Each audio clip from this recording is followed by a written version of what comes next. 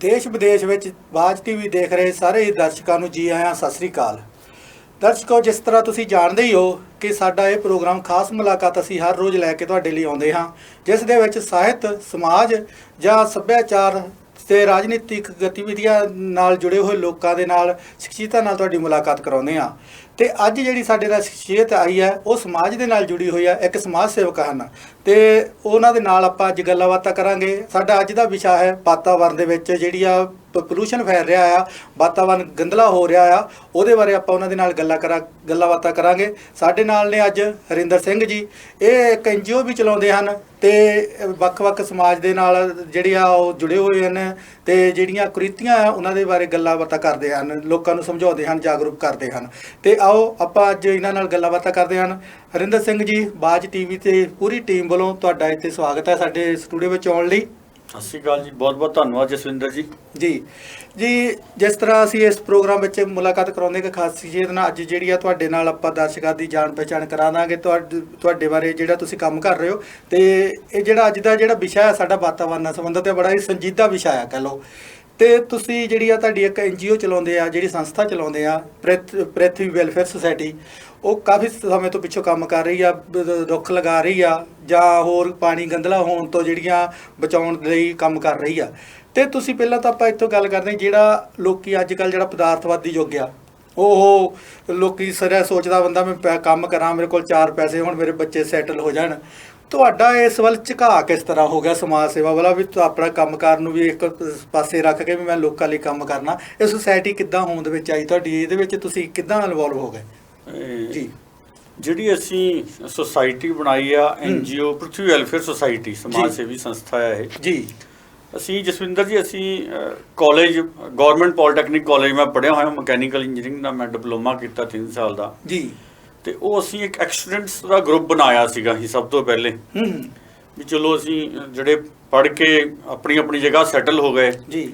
ਤੇ ਉਸ ਤੋਂ ਬਾਅਦ ਇੱਕ ਐਲੂਮਨੀ ਮੀਟ ਹੁੰਦੀ ਹੈ ਜਿਹਨੂੰ ਆਪਾਂ ਨਾ ਐਕਸਟੂਡੈਂਟ ਦੀ ਪਾਰਟੀ ਸਾਲ ਬਾਅਦ, ਹਾਂਜੀ ਬਿਲਕੁਲ ਜੀ, ਹਾਂਜੀ। ਉਸ ਤੋਂ ਉਹ ਪਹਿਲੀ ਵਾਰ ਅਸੀਂ ਆਰਗੇਨਾਈਜ਼ ਕੀਤੀ 2012 ਚ ਤਕਰੀਬਨ।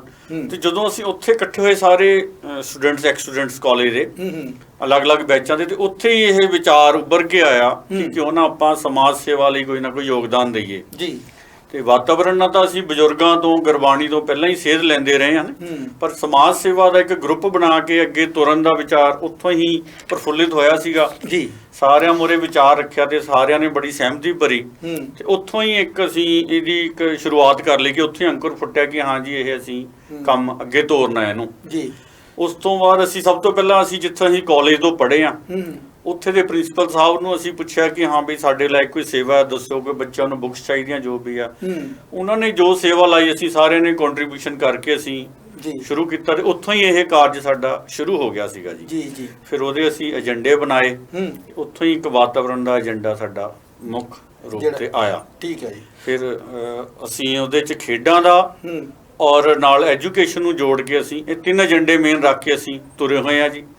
ਜਾਣੀ ਕਿ ਜਿਹੜਾ ਤੁਸੀਂ ਪਹਿਲਾਂ ਐਜੂਕੇਸ਼ਨ, ਵਾਤਾਵਰਨ ਤੇ ਜਿਹੜੀ ਆ ਸਪੋਰਟਸ ਦੇ ਨਾਲ ਜੁੜ ਕੇ ਜਿਹੜੇ ਕੰਮ ਕਰ ਰਹੇ ਹੋ ਸੁਸਾਇਟੀ ਦੀ, ਇਹਦੇ ਸੁਸਾਇਟੀ ਦੀ ਜਿਹੜੀ ਜਨਰਲ ਬੋਡੀ ਵੀ ਹੋਗੀ, ਉਹਦੇ ਵਿੱਚ ਵੱਖ-ਵੱਖ ਮੈਂਬਰ ਹੋਣਗੇ, ਉਹਦੇ ਅਹੁਦੇ ਹੋਣਗੇ, ਜਿਹੜੇ ਜ਼ਿੰਮੇਵਾਰੀਆਂ ਵੀ ਹੁੰਦੀਆਂ ਆ।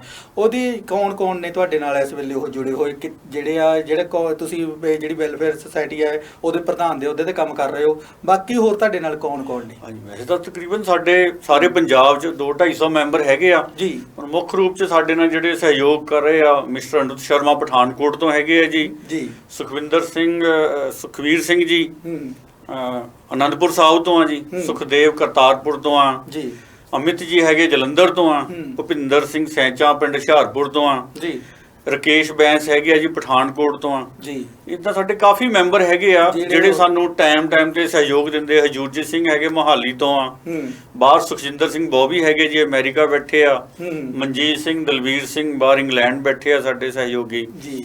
ਉਸ ਤੋਂ ਇਲਾਵਾ ਜਿੱਦਾਂ ਬਹੁਤ ਮੈਂਬਰ ਆ। ਤੇ ਹੁਣ ਜਿਹੜੇ ਸਾਡੇ ਲੋਕਲ ਜਿਹੜਾ ਸਰਕਲ ਆ, ਜਦੋਂ ਸਾਨੂੰ ਉਹਨਾਂ ਨੇ ਲੋਕਾਂ ਨੇ ਦੇਖਿਆ ਕਿ ਇਹ ਵਧੀਆ ਕੰਮ ਕਰ ਰਹੇ ਆ, ਤੇ ਉਹ ਵੀ ਸਾਡੇ ਨਾਲ ਹੁਣ ਜਿਹੜਾ ਲੋਕਲ ਸਰਕਲ ਉਹ ਵੀ ਸਾਡੇ ਨਾਲ ਜੁੜਨ ਲੱਗ ਪਏ ਆ, ਕਾਫੀ ਸਹਿਯੋਗ ਦੇ ਰਹੇ ਹੁਣ ਸਾਨੂੰ, ਜਿਹਦੇ 'ਚ ਸਰਦਾਰ ਮਹਿੰਦਰ ਸਿੰਘ ਜੀ ਆ ਜੀ, ਅਮਰੀਕ ਸਿੰਘ ਹੈਗੇ ਆਦਮਪੁਰ ਤੋਂ, ਦੂੜੇ ਤੋਂ ਹੈਗੇ ਲਤੀਫ ਮੁਹੰਮਦ ਜੀ, ਅਸ਼ੋਕ ਕੁਮਾਰ ਜੀ ਹੈਗੇ, ਤੇ ਕਾਫੀ ਹੈਗੇ ਜਿਹੜੇ ਹੁਣ ਨਾਲ ਜੁੜੀ ਜਾ ਰਹੇ। ਨਾਮ ਬੜੀ ਲੰਬੀ ਲਿਸਟ ਹੈਗੀ ਆ, ਇੰਨੇ ਲੰਬੇ ਨਾਮ ਲੈਣਾ ਬੜਾ ਮੁਸ਼ਕਿਲ ਹੋ ਜਾਂਦਾ। ਬਿਲਕੁਲ ਜੀ, ਕਿਉਂਕਿ ਤੁਹਾਡੀ ਜਿਹੜਾ ਕੰਮ ਹੈ, ਜਿਹੜਾ ਇਹ ਸਮਾਜ ਸੇਵਾ ਦਾ ਕੰਮ ਹੈ, ਬਹੁਤ ਉੱਤਮ ਕੰਮ ਹੈ ਕਹਿ ਲਓ। ਤੇ ਜਿਹੜੀਆਂ ਇਹ ਕਿਸੇ ਕਿਸੇ ਦੇ ਭਾਗੀ ਆਉਂਦਾ, ਬਾਕੀ ਹੁੰਦਾ ਇਸ ਤਰ੍ਹਾਂ ਹੁੰਦਾ ਕਿ ਆਪਣੇ ਜਿੱਦਾਂ ਮੈਂ ਪਹਿਲਾਂ ਵੀ ਕਿਹਾ ਕਿ ਕਮਾਈ ਕਰ ਲਓ, ਬੱਚੇ ਪਾਲ ਲਓ, ਬਸ ਸੈੱਟ ਹੋ ਲਓ, ਘਰ ਬਣਾ ਲਓ, ਖਾਣ ਜੋਗੇ ਕਹਿੰਦੇ ਦਾਣੇ ਹੋਣੇ ਚਾਹੀਦੇ ਆ ਘਰ ਦੇ ਵਿੱਚ, ਬਾਕੀ ਕੋਈ ਨਹੀਂ, ਗੁਆਂਢੀ ਦਾ ਕੋਈ ਫਿਕਰ ਨਹੀਂ ਹੋਣਾ। ਪਰ ਤੁਸੀਂ ਗੁਆਂਢੀ ਦਾ ਫਿਕਰ ਕੀਤਾ। ਆਪਾਂ ਗੱਲ ਆ ਜਾਂਦੀ ਆ ਹੁਣ ਜਿਹੜਾ ਮੁੱਦਾ ਅੱਜ ਦਾ ਵਿਸ਼ਾ, ਜਿਹੜਾ ਸੰਜੀਦਾ ਵਿਸ਼ਾ ਹੈ ਵਾਤਾਵਰਨ ਵਾਲਾ। ਤੇ ਗੁਰਬਾਣੀ ਵੀ ਸਾਨੂੰ ਕਹਿੰਦੀ ਆ ਪਵਨ ਗੁਰੂ ਪਾਣੀ ਪਿਤਾ ਮਾਤਾ ਤਤ ਮਹਤ। ਇਹ ਗੱਲਾਂ ਅਸੀਂ ਸੁਣਦੇ ਵੀ ਰੋਜ਼ ਆ, ਹਰ ਵੇਲੇ ਗੁਰੂ ਗ੍ਰੰਥ ਸਾਹਿਬ ਜੀ ਦੇ ਵੇਲੇ ਜੁਗ ਜੁਗ ਅਟੱਲ ਜਿਹੜੀ ਆ ਸਾਡੀ ਆ ਅਕੀਦਾ ਆ, ਉਹਦੇ ਤੇ ਅੱਗੇ ਸਿਰ ਵੀ ਝੁਕਾਉਂਦੇ ਜਾ ਕੇ। ਆਪਾਂ ਇਹ ਜਦੋਂ ਆਉਂਦੀਆਂ ਆਪਾਂ ਗੁਰਬਾਣੀ ਦੀਆਂ ਜਿਹੜੀਆਂ ਇਹ 17 ਆਉਂਦੀਆਂ ਉਹ ਵੀ ਸੁਣਦੇ ਆ, ਪਰ ਅਸੀਂ ਇਹਦੇ ਤੇ ਅਮਲ ਕਿਉਂ ਨਹੀਂ ਕਰਦੇ? ਜਿਹੜੀ ਪਵਨ ਨੂੰ ਗੁਰੂ ਕਿਉਂ ਨਹੀਂ ਮੰਨਦੇ, ਪਾਣੀ ਪਿਤਾ ਕਿਉਂ ਨਹੀਂ ਮੰਨਦੇ, ਉਹਨੂੰ ਪਲੀਤ ਕਰੀ ਜਾਂਦੇ ਆ, ਹਵਾ ਨੂੰ ਵੀ ਜਿਹੜਾ ਦੂਸ਼ਿਤ ਕਰੀ ਜਾਂਦੇ ਆ। ਕੀ ਕਾਰਨ ਆ? ਉਹ ਜਿਹੜਾ ਆਪਣਾ ਜਿਹੜਾ ਇਨਸਾਨ ਆ ਉਹ ਇੰਨਾ ਪੜ੍ਹਿਆ ਲਿਖਿਆ ਹੋ ਕੇ ਡਿਗਰੀਆਂ ਦੀਆਂ ਉਹਨੇ ਪੰਡਾਂ ਬੰਨੀਆਂ ਹੋਈਆਂ ਨੇ, ਪਰ ਫਿਰ ਵੀ ਇਹ ਨੈਤਿਕਤਾ ਜਿਹੜੀ ਆ ਉਹਨੂੰ ਇਹ ਜਿਹੜੀ ਗਾਉਣਿਆ ਉਹਦਾ ਨੈਤਿਕ ਜਿਹੜੀ ਜ਼ਿੰਮੇਵਾਰੀ ਆ ਉਹ ਤੋਂ ਭੱਜਦਾ ਕਿਉਂ ਆ? ਕਿਉਂ ਉਹ ਅਵੇਸ ਲਾਇਆ? ਜਿਹੜਾ ਤੁਹਾਨੂੰ ਕੀ ਲੱਗਦਾ ਹੈ ਜੀ? ਇਹ ਤੁਸੀਂ ਬੜਾ ਵਧੀਆ ਪੁਆਇੰਟ ਚੁੱਕਿਆ ਜੀ ਕਿ ਗੁਰਬਾਣੀ ਤੋਂ ਬਲਕਿ ਹਰ ਧਰਮ 'ਚ, ਹਰ ਧਰਮ ਗ੍ਰੰਥ 'ਚ ਵਾਤਾਵਰਨ ਨੂੰ ਬਹੁਤ ਪ੍ਰਮੁੱਖ ਰੱਖਿਆ ਹੋਇਆ। ਔਰ ਗੁਰਬਾਣੀ 'ਚ ਗੁਰੂ ਨਾਨਕ ਸਾਹਿਬ ਨੇ ਜਿੱਦਾਂ ਤੁਸੀਂ ਬਾਣੀ ਦਾ ਦੱਸਿਆ ਕਿ ਪਵਨ ਗੁਰੂ ਪਾਣੀ ਪਿਤਾ ਮਾਤਾ ਧਰਤ ਮਹਤ। ਅਸੀਂ ਜਦੋਂ ਜਪਜੀ ਸਾਹਿਬ ਜੀ ਸੰਪੂਰਨ ਤੋਂ ਬਾਅਦ ਪੜ੍ਹਦੇ, ਅਰਦਾਸ ਵੇਲੇ ਪੜ੍ਹਦੇ ਹਾਂ, ਪਰ ਅਸੀਂ ਬਹੁਤ ਚੀਜ਼ਾਂ ਐਵੇਂ ਦੀਆਂ ਜਿਹੜੀਆਂ ਅਸੀਂ ਉਹਨੂੰ ਪ੍ਰੈਕਟੀਕਲੀ ਅਡਾਪਟ ਨਹੀਂ ਕਰ ਰਹੇ। ਅੱਜ ਦਾ ਯੁੱਗ ਇੰਨਾ ਫਾਸਟ ਹੈ, ਸਾਇੰਸ ਹਰ ਚੀਜ਼ ਸਾਡੇ ਕੋਲ ਜਾਣਕਾਰੀ ਉਪਲਬਧ ਹੈ, ਪਰ ਅਸੀਂ ਵਾਤਾਵਰਨ ਨੂੰ ਬਿਲਕੁਲ ਇਗਨੋਰ ਕਰਤਾ ਜੀ। ਮੇਰਾ ਜੋ ਮੰਨਣਾ ਕਿ ਸਾਡੇ ਜੋ ਬਜ਼ੁਰਗ ਆ ਜਾਂ ਪਿਛਲੀਆਂ ਪੀੜ੍ਹੀਆਂ, ਉਹ ਸਾਡੇ ਤੋਂ ਵਧੀਆ ਸੋਚ ਰੱਖਦੇ ਸੀਗੇ ਜੀ। ਉਹਨਾਂ ਨੇ ਵਾਤਾਵਰਨ ਨੂੰ ਸਾਡੇ ਲਈ ਕਿਤੇ ਬਿਹਤਰ ਸੰਜੋ ਕੇ ਰੱਖਿਆ, ਕਿਤੇ ਬਿਹਤਰ ਉਹਨਾਂ ਨੇ ਸਾਂਭਿਆ, ਔਰ ਉਹਨਾਂ ਨੇ ਉਹਨੂੰ ਮੇਨਟੇਨ ਪੂਰਾ ਅੱਗੇ ਤੋਂ ਅੱਗੇ ਵਧਾਇਆ ਵੀ ਹੈ ਜੀ। ਪਰ ਜਿਹੜੀ ਹੁਣ ਪਿਛਲੇ ਕੁਝ ਦਹਾਕਿਆਂ ਤੋਂ ਜਿਹੜੀਆਂ ਪੀੜ੍ਹੀਆਂ ਆ ਗਈਆਂ, ਜਾਂ ਸਾਡੇ ਵਾਲੀ ਪੀੜ੍ਹੀ ਵੀ ਕਹਿ ਲਓ, ਅਸੀਂ ਵਿੱਚੇ ਆ ਜੀ, ਉਹਨਾਂ ਨੇ ਨਿੱਜੀ ਹਿੱਤ ਨੂੰ ਉੱਪਰ ਰੱਖਿਆ, ਜਾਂ ਕਹ ਲਓ ਕਿ ਇੱਕ ਪੈਸੇ ਦੀ ਦੌੜ ਇੰਨੀ ਲੱਗ ਗਈ ਕਿ ਉਹ ਚੀਜ਼ਾਂ ਨੂੰ ਭੁੱਲੀ ਗਏ ਹੌਲੀ ਹੌਲੀ, ਕਿ ਅਸੀਂ ਵਿਹੜੇ 'ਚ ਮਾਰਬਲ ਤਾਂ ਲਵਾ ਲਏ, ਪਰ ਅਸੀਂ ਕੋਈ ਬੂਟਾ ਰੱਖੀਏ, ਰੁੱਖ ਲਗਾਈਏ, ਉਹ ਨਹੀਂ ਸਾਂਭਿਆ। ਉਹ ਗਮਲਿਆਂ ਵਾਲੇ ਬੂਟੇ ਉਹ ਨਹੀਂ ਲੈ ਆਂਦੇ ਆ, ਠੀਕ ਹੈ, ਚੰਗੀ ਗੱਲ ਹੈ, ਬਟ ਉਹਦੇ ਨਾਲ ਸਾਨੂੰ ਜਿਹੜੀ ਇੱਕ ਵਾਤਾਵਰਨ ਨੂੰ ਉਹਨੂੰ ਬੂਟਾ ਇੱਕ ਜੋ ਯੋਗਦਾਨ ਦੇ ਸਕਦਾ, ਉਹ ਗਮਲੇ ਵਾਲੇ ਰੁੱਖ ਨੇ ਜਾਂ ਛੋਟੇ ਬੂਟੇ ਨੇ ਨਹੀਂ ਦੇਣੀ ਉਹ ਚੀਜ਼। ਬਿਲਕੁਲ ਜੀ, ਬਿਲਕੁਲ। ਉਹ ਸਜਾਵਟੀ ਬੂਟੇ ਤਾਂ ਹੋ ਸਕਦੇ, ਜਿਸ ਤਰ੍ਹਾਂ ਪੁਰਾਣੇ ਸਾਡੇ ਬਜ਼ੁਰਗ ਸੀਗੇ, ਜਦੋਂ ਖੇਤਾਂ ਦੇ ਵਿੱਚ ਵੀ ਆ, ਜਾਂ ਜਿਹਨੂੰ ਆਪਾਂ ਖੂਹ ਕਹਿੰਦੇ ਆ, ਜਾਂ ਮੋਟਰ ਲੱਗੀ ਹੁੰਦੀ ਸੀ, ਉੱਥੇ ਇੱਕ ਪਿੱਪਲ ਦਾ ਜਾਂ ਤੂਤ ਦਾ ਜਾਂ ਛਾਂਦਾਰ ਰੁੱਖ ਲਗਾ ਲੈਂਦੇ ਹੁੰਦੇ ਸੀਗੇ, ਕਿਉਂਕਿ ਦੁਪਹਿਰ ਨੂੰ ਜਾਂ ਉਹ ਵੇਲੇ ਕਵੇਲੇ ਉੱਥੇ ਬੈਠ ਕੇ ਉਹਦੇ ਜਦੋਂ ਇਹ ਜੇਠ ਹਾੜ ਦੀਆਂ ਧੁੱਪਾਂ ਪੈਂਦੀਆਂ ਸੀ ਜਾਂ ਖੇਤਾਂ ਦੇ ਵਿੱਚ ਕੰਮ ਕਰਦੇ, ਉੱਥੇ ਬੈਠ ਕੇ ਆਰਾਮ ਕਰ ਲੈਂਦੇ ਸੀ। ਪਰ ਉਹ ਅਸੀਂ ਹੁਣ ਆਹ ਜਿਹੜੇ ਆਪਣੇ ਰੁੱਖ ਲੱਗਿਆ ਵੀ ਸੀ ਕੋਈ ਆਪਣੇ ਖੂਹ ਤੇ ਜਾਂ ਮੋਟਰ ਤੇ, ਉਹ ਵੀ ਪਟਵਾ ਛੱਡਿਆ, ਕੱਟ ਛੱਡਿਆ। ਦਰਖਤਾਂ ਦੀ ਜਿਹੜੀ ਆਲੇ ਦੁਆਲੇ ਵੀ ਜਿਹੜੇ ਖੇਤਾਂ ਦੇ ਆ, ਜਿਹੜੇ ਉਹ ਆਪਾਂ ਬਿਲਕੁਲ ਨਿਰਦਈ ਕਰਕੇ ਉਹਨਾਂ ਦਾ ਕਤਲ, ਮੈਂ ਤਾਂ ਉਹਨੂੰ ਕਹੂੰਗਾ ਕਤਲ ਕਰ ਦਿੱਤਾ ਦਰਖਤਾਂ ਦਾ। ਤੇ ਤੁਸੀਂ ਦਰਖਤ ਲਗਾ ਰਹੇ ਹੋ, ਵੰਡ ਰਹੇ ਹੋ, ਇੱਕ ਸਮਝ ਲਓ ਦਰਖਤਾਂ ਦਾ ਲੰਗਰ ਲਗਾ ਰਹੇ ਹੋ। ਹੁਣ ਵੀ ਤੁਸੀਂ ਜਿਹੜਾ ਮੈਨੂੰ ਲੱਗਦਾ ਕਿ ਜਦੋਂ ਆਪਾਂ ਗੱਲਬਾਤ ਕਰ ਰਹੇ ਵੀ ਪਿੱਛੇ ਸਕੂਲਾਂ ਵਿੱਚ ਦਰਖਤ ਹੀ ਵੰਡ ਕੇ ਆਏ ਹੋ, ਤੇ ਛੋਟੇ ਛੋਟੇ ਬੂਟੇ, ਤੇ ਇਹ ਕਿਸ ਤਰ੍ਹਾਂ ਜਿਹੜਾ ਉਹ ਦਰਖਤਾਂ ਦਾ ਵੰਡਣਾ, ਇਹ ਕਿਸ ਤਰ੍ਹਾਂ ਸ਼ੁਰੂ ਹੋਇਆ? ਇਹ ਪੰਜਾਬ ਦੇ ਸਾਡੇ ਜਾਂ ਹੁਣ ਤਾਂ ਪੂਰੇ ਵਿਸ਼ਵ 'ਚ ਹੀ ਸਾਡੇ ਬਹੁਤ ਸਤਿਕਾਰਯੋਗ ਧਾਰਮਿਕ ਆਗੂ ਹੈਗੇ ਜੀ, ਸੰਤ ਬਲਵੀਰ ਸਿੰਘ ਸੀਚੇਵਾਲ ਜੀ। ਬਿਲਕੁਲ ਜੀ। ਉਹਨਾਂ ਤੋਂ ਬੜੀ ਸੇਧ ਮਿਲੀ ਜੀ ਇਸ ਚੀਜ਼ ਤੋਂ, ਕਿਉਂਕਿ ਉਹਨੇ ਪ੍ਰੈਕਟੀਕਲੀ ਉਹ ਚੀਜ਼ ਕੀਤੀ। ਉਹਨਾਂ ਨਾਲ ਜਦੋਂ ਜੁੜੇ ਹਾਂ ਅਸੀਂ, ਉਹਨਾਂ ਨੇ ਦੱਸਿਆ ਕਿ ਅਸੀਂ ਸਕੂਲਾਂ 'ਚ ਬੱਚਿਆਂ ਨੂੰ ਰੁੱਖ ਉਹਨਾਂ ਤੋਂ ਲਗਵਾਉਂਦੇ ਹਾਂ, ਬੱਚਿਆਂ ਤੋਂ ਉਹਨਾਂ ਚੀਜ਼ਾਂ ਤੋਂ ਬੜਾ ਉਹ ਫੋਰਨ 'ਚ ਵੀ ਜਿੱਦਾਂ ਉਹ ਘੁੰਮਦੇ ਆ, ਬਾਹਰਲੀ ਕੰਟਰੀਜ਼ 'ਚ ਵੀ ਦੇਖਦੇ ਕਿ ਉਹਨਾਂ ਨੇ ਕਿੱਦਾਂ ਵਾਤਾਵਰਨ ਮੇਨਟੇਨ ਕੀਤਾ ਹੋਇਆ, ਆਪਣਾ এনवायरमेंट ਇਕੋਸਿਸਟਮ। ਤੇ ਉਹ ਚੀਜ਼ ਤੋਂ ਅਸੀਂ ਜੋ ਬਾਬਾ ਜੀ ਨੇ ਕੀਤਾ ਅੱਜ ਤੱਕ, ਸੰਤ ਬਲਵੀਰ ਸਿੰਘ ਸੀਚੇਵਾਲ ਜੀ ਨੇ, ਉਹ ਅਨਮੈਚੇਬਲ ਆ ਜੀ ਵਰਲਡ 'ਚ। ਬਿਲਕੁਲ। ਉਹਨਾਂ ਤੋਂ ਅਸੀਂ ਥੋੜੀ ਜਿਹੀ ਸੇਧ ਜੋ ਸਾਨੂੰ ਸੋਝੀ ਮਿਲ ਸਕਦੀ, ਅਸੀਂ ਉਹਨਾਂ ਦੇ ਕੋਸ਼ਿਸ਼ ਕਰ ਰਹੇ ਹਾਂ ਚੱਲਣ ਦੀ। ਤੇ ਅੱਜ ਜਿੱਦਾਂ ਮੈਂ ਤੁਹਾਨੂੰ ਗੈਰ ਰਸਮੀ ਗੱਲਬਾਤ ਪਹਿਲੇ ਦੱਸ ਰਿਹਾ ਸੀਗਾ ਕਿ ਅਸੀਂ 2 ਸਕੂਲਾਂ 'ਚ, ਇੱਕ ਆਦਮਪੁਰ ਇੰਪੀਰੀਅਲ ਸਕੂਲ ਹੈਗਾ ਜੀ, ਉੱਥੇ ਤਕਰੀਬਨ 700 ਬੂਟਾ ਵੰਡਿਆ ਜੀ। ਜਗਦੀਸ਼ ਜੀ ਹੈਗੇ ਉਹਨਾਂ ਦੇ ਡਾਇਰੈਕਟਰ ਸਾਹਿਬ, ਉਹਨਾਂ ਨੇ ਮੈਨੂੰ ਕਿਹਾ ਸੀਗਾ ਕਿ ਅਸੀਂ ਅੱਜ ਪੇਰੈਂਟ ਟੀਚਰ ਮੀਟਿੰਗ ਰੱਖੀ ਆ, ਵੀ ਅਸੀਂ ਚਾਹੁੰਦੇ ਕਿ ਹਰੇਕ ਬੱਚੇ ਨੂੰ ਇੱਕ ਬੂਟਾ ਦਈਏ ਲਗਾਉਣ ਲਈ, ਔਰ ਉਹ ਪਾਲੇ ਵੀ ਉਹਨੂੰ ਜੀ। ਤੇ ਇੱਦਾਂ ਇੱਕ ਸੀਨੀਅਰ ਸੈਕੰਡਰੀ ਸਕੂਲ ਹੈਗਾ ਖੁਰਦਪੁਰ ਲੜਕੀਆਂ ਦਾ, ਉੱਥੇ ਸਵੇਰੇ ਬੂਟੇ 5 ਲਗਾਏ ਆ ਸੰਕੇਤਿਕ ਤੌਰ ਤੇ। ਤੇ ਫਿਰ ਜਗਦੀਸ਼ ਜੀ ਨੇ ਕਿਹਾ ਸੀਗਾ, ਤੇ ਮੈਂ ਵੀ ਉਹਨਾਂ ਨੂੰ ਬੇਨਤੀ ਕੀਤੀ ਕਿ ਬੱਚਿਆਂ ਦੇ ਇੱਕ ਇਹਨਾਂ ਨੂੰ ਫਾਈਲ ਲਗਵਾ ਲਓ, ਤਾਂ ਕਿ ਉਹ ਪੂਰੇ ਸਾਲ ਦੀ ਪ੍ਰੋਗਰੈਸ ਦੇਣ ਵਿਦ ਪਿਕਸ। ਵੀ ਇਹਦਾ ਸਾਈਜ਼ ਕਿੰਨਾ ਹੋਇਆ, ਗਰੋਥ ਕਿੰਨੀ ਹੋਈ ਆ, ਡੈਡ ਤਾਂ ਨਹੀਂ ਹੋਇਆ ਜਾਂ ਕੁਝ ਦਿੱਕਤ ਤਾਂ ਨਹੀਂ, ਉਹਦੇ ਅਕੋਰਡਿੰਗ ਉਹਨਾਂ ਦੇ ਕੁਝ ਨੰਬਰ ਜ਼ਰੂਰ ਰੱਖੋ ਕਿ ਮੈਂ 5 7 10 ਨੰਬਰ ਇਹਨਾਂ ਦੇ ਲਗਾਣੇ ਆ। ਤੇ ਉਹਨਾਂ ਨੇ ਹਾਮੀ ਵੀ ਭਰੀ ਆ। ਮੈਨੂੰ ਬੜੀ ਖੁਸ਼ੀ ਆ ਕਿ ਅੱਜ ਉਹਨਾਂ ਨੇ ਇਸ ਚੀਜ਼ ਦੀ ਸ਼ੁਰੂਆਤ ਕੀਤੀ ਆ। ਔਰ ਇੱਕ ਉਹਨਾਂ ਦਾ ਬੜਾ ਯੂਨੀਕ ਆਈਡੀਆ ਮੈਨੂੰ ਬੜਾ ਵਧੀਆ ਲੱਗਾ, ਜਿਹੜਾ ਮੈਂ ਸ਼ੇਅਰ ਕਰਨਾ ਚਾਹਾਂਗਾ। ਜੀ ਜ਼ਰੂਰ। ਉਹਨੇ ਹਰੇਕ ਬੱਚੇ ਨੂੰ ਕਿਹਾ ਕਿ ਤੁਸੀਂ ਬੂਟੇ ਦਾ ਨਾਮ ਰੱਖੋ ਜੀ ਇੱਕ। ਕੀ ਬਾਤ ਹੈ ਜੀ। ਔਰ ਚਾਹੇ ਉਹ ਆਪਣੇ ਭਰਾ ਦੇ ਨਾਮ ਤੇ ਰੱਖੋ, ਕਿਸੇ ਰਿਸ਼ਤੇਦਾਰ ਦੇ ਨਾਮ ਤੇ ਰੱਖੋ, ਜਾਂ ਉਹਨੂੰ ਐਜ਼ ਏ ਦੋਸਤ ਦੇ ਨਾਮ ਤੇ ਰੱਖੋ, ਤਾਂ ਕਿ ਉਹ ਬੱਚਾ ਉਸ ਬੂਟੇ ਨਾਲ ਇੱਕ ਲਗਾਅ ਬਣੇ, ਪਿਆਰ ਬਣੇ ਔਰ ਉਹਦੀ ਕੇਅਰ ਕਰੇ। ਬਿਲਕੁਲ ਜੀ। ਉਹ ਮੈਨੂੰ ਉਹਨਾਂ ਦਾ ਆਈਡੀਆ ਬਹੁਤ ਵਧੀਆ ਲੱਗਾ। ਔਰ ਉਹਨਾਂ ਨੇ ਜਦੋਂ ਅਸੀਂ ਬੂਟੇ ਦੇ ਰਹੇ ਸੀ ਤੇ ਕੁਝ ਬੱਚਿਆਂ ਨੇ ਨਾਮ ਵੀ ਦੱਸੇ ਕਿ ਮੈਂ ਇਹਦਾ ਨਾਮ ਆ ਰੱਖਿਆ, ਇਹਦਾ ਨਾਮ ਆ ਰੱਖਿਆ, ਇਹਦਾ ਨਾਮ ਆ ਰੱਖਿਆ। ਤੇ ਉਹ ਬੂਟੇ ਨਾਲ ਇੱਕ ਲਗਾਵ ਜਿਹਾ ਹੋ ਜਾਏਗਾ, ਉਹ ਦੋਸਤਾਨਾ ਹੋ ਜਾਂਦਾ, ਜਿਹੜਾ ਬੱਚੇ ਦਾ ਪਿਆਰ ਹੋ ਜਾਏਗਾ। ਬਿਲਕੁਲ ਜੀ। ਇਸ ਤਰ੍ਹਾਂ ਜਿਸ ਤਰ੍ਹਾਂ ਅਸੀਂ ਘਰ ਵਿੱਚ ਕੋਈ ਜਾਨਵਰ ਪਾਲਦੇ ਆ, ਉਹਨਾਂ ਸਾਡਾ ਲਗਾਅ ਹੋ ਜਾਂਦਾ, ਬੱਚਾ ਉਹਨਾਂ ਜ਼ਿਆਦਾ ਨਜ਼ਦੀਕ ਹੋ ਜਾਂਦਾ। ਇਸ ਤਰ੍ਹਾਂ ਜੇ ਬੂਟੇ ਦੀ ਵੀ ਗੱਲ ਹੋ ਗਈ, ਉਹ ਸਵੇਰੇ ਉੱਠ ਕੇ ਉਹਨੂੰ ਪਾਣੀ ਪਾਏਗਾ। ਇਹ ਗੱਲ ਮੈਂ ਸਵਾਲ ਤੁਹਾਨੂੰ ਪੁੱਛਣਾ ਸੀਗਾ ਵੀ ਤੁਸੀਂ ਬੂਟੇ ਬਹੁਤ ਸਾਰੀਆਂ ਸੰਸਥਾਵਾਂ ਲਗਾ ਦਿੰਦੀਆਂ, ਉਹ ਕਈ ਤਾਂ ਫੋਟੋ ਤੇ ਕਰੇ ਸੀਮਤ ਰਹਿ ਜਾਂਦੇ ਆ। ਇਸ ਤਰ੍ਹਾਂ ਜਗ੍ਹਾ ਤੇ ਲਗਾ ਦਿੰਦੇ ਆ 5-7 ਬੂਟੇ, ਮੁੜ ਕੇ ਉਹ ਦੂਜੇ ਤੀਸਰੇ ਦਿਨ ਹੀ ਉਹ ਸਮਝ ਲਓ ਗਰਮੀ ਦੀ ਭੇਟ ਚੜ ਜਾਂਦੇ, ਜਾਂ ਇੱਧਰ ਉੱਧਰ ਜਾਂ ਖੁੱਲੇ ਜਾਨਵਰਾਂ ਦੀ ਭੇਟ ਵੀ ਚੜ ਜਾਂਦੇ ਆ। ਉਹ ਤੁਸੀਂ ਜਦੋਂ ਬੂਟੇ ਲਗਾਉਂਦੇ ਹੋ ਤੇ ਕੋਈ ਉਹਦਾ ਇਸ ਤਰ੍ਹਾਂ ਪਿੱਛੇ ਉਹਦੀ ਪਰਸੂ ਕਰਦੇ ਹੋ ਕਿ ਇਹ ਬੂਟਾ ਪਲ ਗਿਆ, ਜਾਂ ਕੋਈ ਇਹਦੀ ਦੇਖ ਰੇਖ, ਪਾਣੀ ਦਾ ਉਹਦਾ ਕੋਈ ਇੰਤਜ਼ਾਮ ਵਗੈਰਾ ਕਿਸ ਤਰ੍ਹਾਂ ਉਹਨੂੰ ਕਰਦੇ ਹੋ? ਕਿਸ ਤੋਂ ਇਸ ਤਰ੍ਹਾਂ ਤੁਹਾਡੀ ਸੰਸਥਾ ਵੀ ਕੋਈ ਜਿੱਥੇ ਬੂਟੇ ਲਗਾ ਦਿੱਤੇ, 10-15 ਬੂਟੇ ਲਗਾਤੇ ਜਾਂ 20 ਲਗਾਤੇ, ਉਹਨੂੰ ਪਾਲਣ ਪੋਸ਼ਣ, ਉਹਦੀ ਖੁਰਾਕ ਦਾ, ਉਹਦੇ ਪਾਣੀ ਦਾ ਵੀ ਕੋਈ ਧਿਆਨ ਵੱਲ ਕਿਸ ਤਰ੍ਹਾਂ ਧਿਆਨ ਦਿੰਦੇ ਹੋ? ਇਹ ਬੜਾ ਇੰਪੋਰਟੈਂਟ ਪੁਆਇੰਟ ਹੈ ਜੀ। ਅਸੀਂ ਹਰ ਜਗ੍ਹਾ ਹੀ ਕਹਿੰਦੇ, ਜਿੱਥੇ ਬੂਟੇ ਲਗਾਉਣ ਜਾਂਦੇ ਜਾਂ ਅਸੀਂ ਜਾਗਰੂਕਤਾ ਅਭਿਆਨ ਕਰਦੇ ਹਾਂ ਕਿ ਬੂਟੇ ਲਗਾਉਣ ਨਾਲੋਂ ਪਾਲਣਾ ਬਹੁਤ ਜ਼ਰੂਰੀ ਆ। ਲਗਾਉਣੇ ਸੌਖੇ ਆ, ਉਹਨੂੰ ਪਾਲਣਾ ਉਸ ਤੋਂ ਬਹੁਤ ਔਖਾ ਹੈ ਜੀ। ਇਹ ਬੱਚਿਆਂ ਤੋਂ ਵੀ ਔਖਾ ਜੀ ਪਾਲਣਾ। ਬਿਲਕੁਲ ਬਿਲਕੁਲ ਜੀ। ਕਿਉਂਕਿ ਬੱਚਾ ਸਾਡੀ ਨਿਗਾਹ 'ਚ ਰਹਿਣਾ, ਸਾਡਾ ਬੂਟਾ ਅਸੀਂ ਕਿਤੇ 1 ਕਿਲੋਮੀਟਰ ਤੇ ਲਗਾਏ ਜਾਂ ਕਿਸੇ 10 ਕਿਲੋਮੀਟਰ ਦੂਰ ਜਾਂ ਦੂਜੇ ਸ਼ਹਿਰ 'ਚ ਲਗਾਇਆ ਹੈ ਨਾ, ਤੇ ਸਾਡੀ ਇਹ ਕੋਸ਼ਿਸ਼ ਹੁੰਦੀ ਆ ਕਿ ਅਸੀਂ ਬੂਟਾ ਉੱਥੇ ਲਗਾਈਏ ਜਿੱਥੇ ਕੋਈ ਕਹਿੰਦਾ ਕਿ ਬੂਟੇ ਲਗਾਓ, ਮੈਂ ਕੇਅਰ ਕਰਾਂਗਾ ਉਹਦੀ। ਉਹ ਫਿਰ ਉਹਦੀ ਪਾਣੀ ਦੀ ਕੇਅਰ ਕਰਦਾ ਆ। ਜਿੱਥੇ ਜਿਹੜਾ ਸਾਡੀ ਦੇਖ ਰੇਖ 'ਚ ਅਸੀਂ ਕੋਸ਼ਿਸ਼ ਕਰੀਦੀ ਹੈ ਕਿ ਉਹਨੂੰ ਵੀਕਲੀ ਪਾਣੀ ਦਈਏ, ਹਫ਼ਤੇ 'ਚ 2 ਵਾਰ ਲੋੜ ਹੈ 2 ਵਾਰ ਪਾਣੀ ਦਈਏ। ਬਕਾਇਦਾ ਅਸੀਂ ਇੱਕ ਡੈਰੀ ਲਗਾਈ ਹੋਈ ਆ, ਕਾਪੀ ਲਗਾਈ ਹੋਈ ਆ ਵੀ ਫਲਾਣੇ ਸ਼ਹਿਰ 'ਚ ਅਸੀਂ ਇੰਨੇ ਬੂਟੇ ਲਗਾਏ ਆ, ਫਲਾਣੇ ਸ਼ਹਿਰ 'ਚ ਅਸੀਂ ਇਸ ਮੌਕੇ ਤੇ ਇੰਨੇ ਬੂਟੇ ਲਗਾਏ ਆ। ਤੇ ਉਹ ਅਸੀਂ ਗਰੁੱਪ 'ਚ ਟਾਈਮ ਬੇ ਟਾਈਮ ਸ਼ੇਅਰ ਕਰਦੇ ਰਹੀਦਾ ਕਿ ਇਸ ਤਰੀਕ ਨੂੰ ਆਹ ਬੂਟਾ ਇੰਨੇ ਫੁੱਟ ਦਾ, ਇੰਨੇ ਇੰਚ ਦਾ ਸੀਗਾ, ਤੇ ਸਾਲ ਜਾਂ 2 ਸਾਲ ਬਾਅਦ ਅੱਜ ਉਹਦੀ ਗਰੋਥ ਇੰਨੀ ਹੋ ਗਈ ਆ। ਤੇ ਉਹਦੇ ਨਾਲ ਕੀ ਹੁੰਦਾ ਕਿ ਸਾਨੂੰ ਵੀ ਵਧੀਆ ਲੱਗਦਾ, ਔਰ ਜਿਹੜੇ ਦੇਖਦੇ ਆ ਉਹਨਾਂ ਨੂੰ ਵੀ ਇੱਕ ਚੀਜ਼ ਮਿਲਦੀ ਆ ਕਿ ਹਾਂ ਵੀ ਇਹ ਫੋਲੋ ਕਰ ਰਹੇ ਆ ਬੂਟਿਆਂ ਨੂੰ, ਔਰ ਪ੍ਰੋਪਰ ਇੱਕ ਰਿਕਾਰਡ ਅਸੀਂ ਰੱਖਦੇ ਆ, ਕੋਸ਼ਿਸ਼ ਵੀ ਹਾਂ ਵੀ ਇਹ ਬੂਟੇ ਕੁਛ ਮਰ ਵੀ ਜਾਂਦੇ ਆ। ਸਾਡੀ ਕੋਸ਼ਿਸ਼ ਹੁੰਦੀ ਕਿ ਉੱਥੇ ਜੇ ਕੋਈ ਬੂਟਾ ਕਿਸੇ ਵਜ੍ਹਾ ਨਾਲ ਮਰ ਗਿਆ ਤੇ ਉੱਥੇ ਦੁਬਾਰਾ ਉਹਨੂੰ ਲਗਾ ਦਈਏ, ਨਵਾਂ ਲਗਾ ਦਈਏ ਵੀ ਸਾਡੀ ਕਾਊਂਟ ਨਾ ਘਟੇ ਬੂਟੇ ਨੂੰ। ਫਿਰ ਸਾਡੀ ਦੂਸਰੀ ਕੋਸ਼ਿਸ਼ ਹੈ ਕਿ ਟਰੀ ਗਾਰਡ ਜਿਹੜੇ ਓਪਨ 'ਚ ਹੀ ਲਗਾਉਣੇ ਆ, 4 ਦੀਵਾਰੀ 'ਚ ਨਹੀਂ ਲੱਗਦੇ, ਤੇ ਉੱਥੇ ਅਸੀਂ ਟਰੀ ਗਾਰਡ ਅਸੀਂ ਖੁਦ ਇੱਕ ਕੋਈ ਡਿਜ਼ਾਈਨ ਕੀਤਾ ਕਿ 3 ਬਾਂਸ ਗੱਡ ਕੇ ਉਹਦੇ ਆਲੇ ਦੁਆਲੇ ਮੁਰਗਾ ਜਾਲੀ ਲਪੇਟ ਲਈਦੀ ਆ 5 ਫੁੱਟ ਚੌੜੀ। ਤੇ ਉਹ ਸਸਤਾ ਪੈਂਦਾ, 250-300 ਰੁਪਏ ਦਾ ਖਰਚੇ 'ਚ ਉਹ ਟਰੀ ਗਾਰਡ ਬਣ ਜਾਂਦਾ, ਔਰ ਉਹ ਬਚੇ ਰਹਿੰਦੇ ਸਾਡੇ। ਜੋ ਅਸੀਂ ਹੁਣ ਤੱਕ ਐਕਸਪੈਰੀਮੈਂਟ ਕੀਤਾ, ਉਹ ਟਰੀ ਗਾਰਡ ਸਾਡੇ ਕਾਫੀ ਕਾਮਯਾਬ ਰਹੇ ਉਹ, ਔਰ ਵਧੀਆ ਬੂਟੇ ਚੱਲ ਰਹੇ ਆ। ਬਿਲਕੁਲ, ਉਹਦੇ ਨਾਲ ਪਾਣੀ ਪਲ ਜਾਂਦਾ ਜਿਸ ਤਰ੍ਹਾਂ ਇਹ ਤਾਂ ਹੋਗੇ ਕਿਸੇ ਨੂੰ ਆਪਾਂ ਤੁਸੀਂ ਹੈਂਡ ਓਵਰ ਕਰਤਾ, ਉਹਨੂੰ ਗਾਰਡੀਅਨ ਕਰ ਦਿੱਤਾ ਵੀ ਆਹ ਤੇਰੇ 10 ਬੂਟੇ ਲਗਾ ਰਹੇ ਆ ਤਾਂ ਤੂੰ ਇਹਦਾ ਪਾਣੀ ਲਗਾ ਲਾ। ਅੱਜ ਕੱਲ੍ਹ ਜਿੱਦਾਂ ਸਮਝ ਲਓ ਵਿਕਾਸ ਹੋ ਰਿਹਾ, ਡਿਵੈਲਪਮੈਂਟ ਹੋ ਰਹੀ ਆ, ਜਿੰਨੇ ਦਰਖਤ ਸੀ ਸਾਰੇ ਰੋਡ ਤੋਂ ਪੱਟ ਦਿੱਤੇ ਗਏ ਆ, ਆਲੇ ਦੁਆਲੇ ਜਿਹੜੀਆਂ ਸੜਕਾਂ ਚੌੜੀਆਂ ਕਰ ਲਈ। ਕੋਈ ਇਸ ਤਰ੍ਹਾਂ ਦਾ ਵੀ ਉਪਰਾਲਾ ਕਰ ਰਹੇ ਹੋ ਕਿ ਜਿਸ ਤਰ੍ਹਾਂ ਰੋਡ ਬਣ ਰਹੇ ਆ, ਉਹ ਤਾਂ ਆਪਣੀ ਜਿਹੜੀਆਂ ਕੰਪਨੀਆਂ ਆਪਣਾ ਕੰਮ ਕਰਕੇ ਲੋਕ ਬਜਰੀ ਪਾ ਕੇ ਚੱਲ ਗਈਆਂ, ਸੜਕਾਂ ਸੜਦੀਆਂ ਆ ਧੁੱਪੇ, ਤੇ ਆਪਾਂ ਸਮਝ ਲਓ ਲੋਕਾਂ ਲਈ ਵੀ ਉਹ ਕਈ ਵਾਰੀ ਮੁਸ਼ਕਲ ਹੋ ਜਾਂਦੀ ਆ। ਕੋਈ ਰੋਡ ਤੇ ਆਲੇ ਦੁਆਲੇ ਜਿਹੜੀਆਂ ਸਾਈਡਾਂ ਤੇ ਰੋਡ ਤੇ 'ਚ ਬੂਟੇ ਲਗਾਉਣ ਦਾ ਜਾਂ ਦਰਖਤ ਲਗਾਉਣ ਦਾ, ਛਾਂਦਾਰ ਜਾਂ ਫਲਾਂ ਵਾਲੇ ਦੇ ਲਗਾਉਣ ਦਾ ਕੋਈ ਇਸ ਤਰ੍ਹਾਂ ਦਾ ਕੋਈ ਉਪਰਾਲਾ ਵੀ ਕਰਦੀ ਤੁਹਾਡੀ ਸੰਸਥਾ? ਹਾਂਜੀ, ਅਸੀਂ ਕੁਛ ਜਿਹੜੀਆਂ ਸੜਕਾਂ GT ਰੋਡਸ ਤਾਂ ਨਹੀਂ, ਪਰ ਜਿਹੜੀਆਂ ਪਿੰਡਾਂ 'ਚ ਜਾਂ ਮੁਹੱਲਿਆਂ 'ਚ ਸੜਕਾਂ ਨਿਕਲਦੀਆਂ ਨੇ, ਉਹਨਾਂ 'ਚ ਅਸੀਂ ਬੂਟੇ ਜ਼ਰੂਰ ਲਗਾਏ ਆ। ਕਿਉਂਕਿ ਪਹਿਲਾਂ ਦੇਖੋ ਜਿਹੜੀਆਂ ਵੱਡੀਆਂ ਸੜਕਾਂ GT ਰੋਡਸ ਵੀ ਤੇ ਛਤਰੀ ਜੀ ਬਣੀ ਹੁੰਦੀ ਸੀ, ਤੇ ਚਾਹੇ ਸਾਈਕਲ ਤੇ ਕੋਈ ਜਾ ਰਿਹਾ, ਗੱਡੇ ਤੇ ਜਾ ਰਿਹਾ, ਉਹ ਛਾਂ ਰਹਿੰਦੀ ਸੀ, ਉਹਨੂੰ ਬੜਾ ਕੰਫਰਟੇਬਲ ਹੋ ਜਾਂਦਾ ਹੁੰਦਾ ਸੀਗਾ।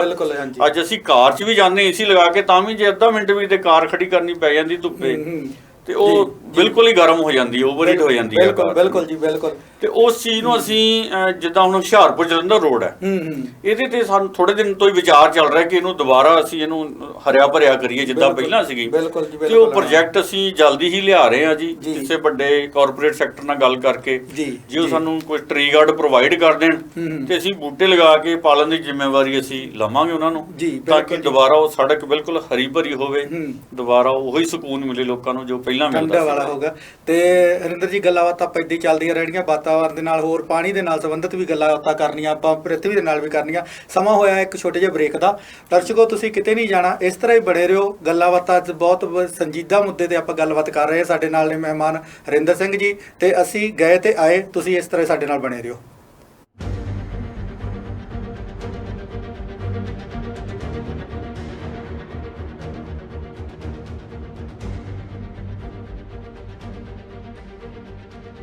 ਪੂਰੇ ਅਮਰੀਕਾ ਵਿੱਚ ਕਿਸੇ ਵੀ ਤਰ੍ਹਾਂ ਦੇ truck, trailers, flatbed, refrigerator and drive van, tractor ਆਦਿ ਸੇਵਾਵਾਂ ਵਾਸਤੇ call trailer and leasing company ਨਾਲ ਸੰਪਰਕ ਕਰੋ। ਕਾਲ ਟ੍ਰੇਲਰ ਕੋਲ 2018, 19 ਅਤੇ 20 ਦੇ ਘੱਟ ਮਾਈਲੇਜ ਵਾਲੇ ਟਰੱਕ ਖਰੀਦਣ ਵਾਸਤੇ ਉਪਲਬਧ ਹਨ। ਕਾਲ ਟ੍ਰੇਲਰ ਕੋਲ ਵੈਨਗਾਰਡ ਦੀ ਪੂਰੇ ਕੈਲੀਫੋਰਨੀਆ ਦੀ ਡੀਲਰਸ਼ਿਪ ਹੈ। ਅਸੀਂ ਸਾਰੇ ਅਮਰੀਕਾ ਵਿੱਚ ਸੇਵਾਵਾਂ ਪ੍ਰਦਾਨ ਕਰਦੇ ਹਾਂ।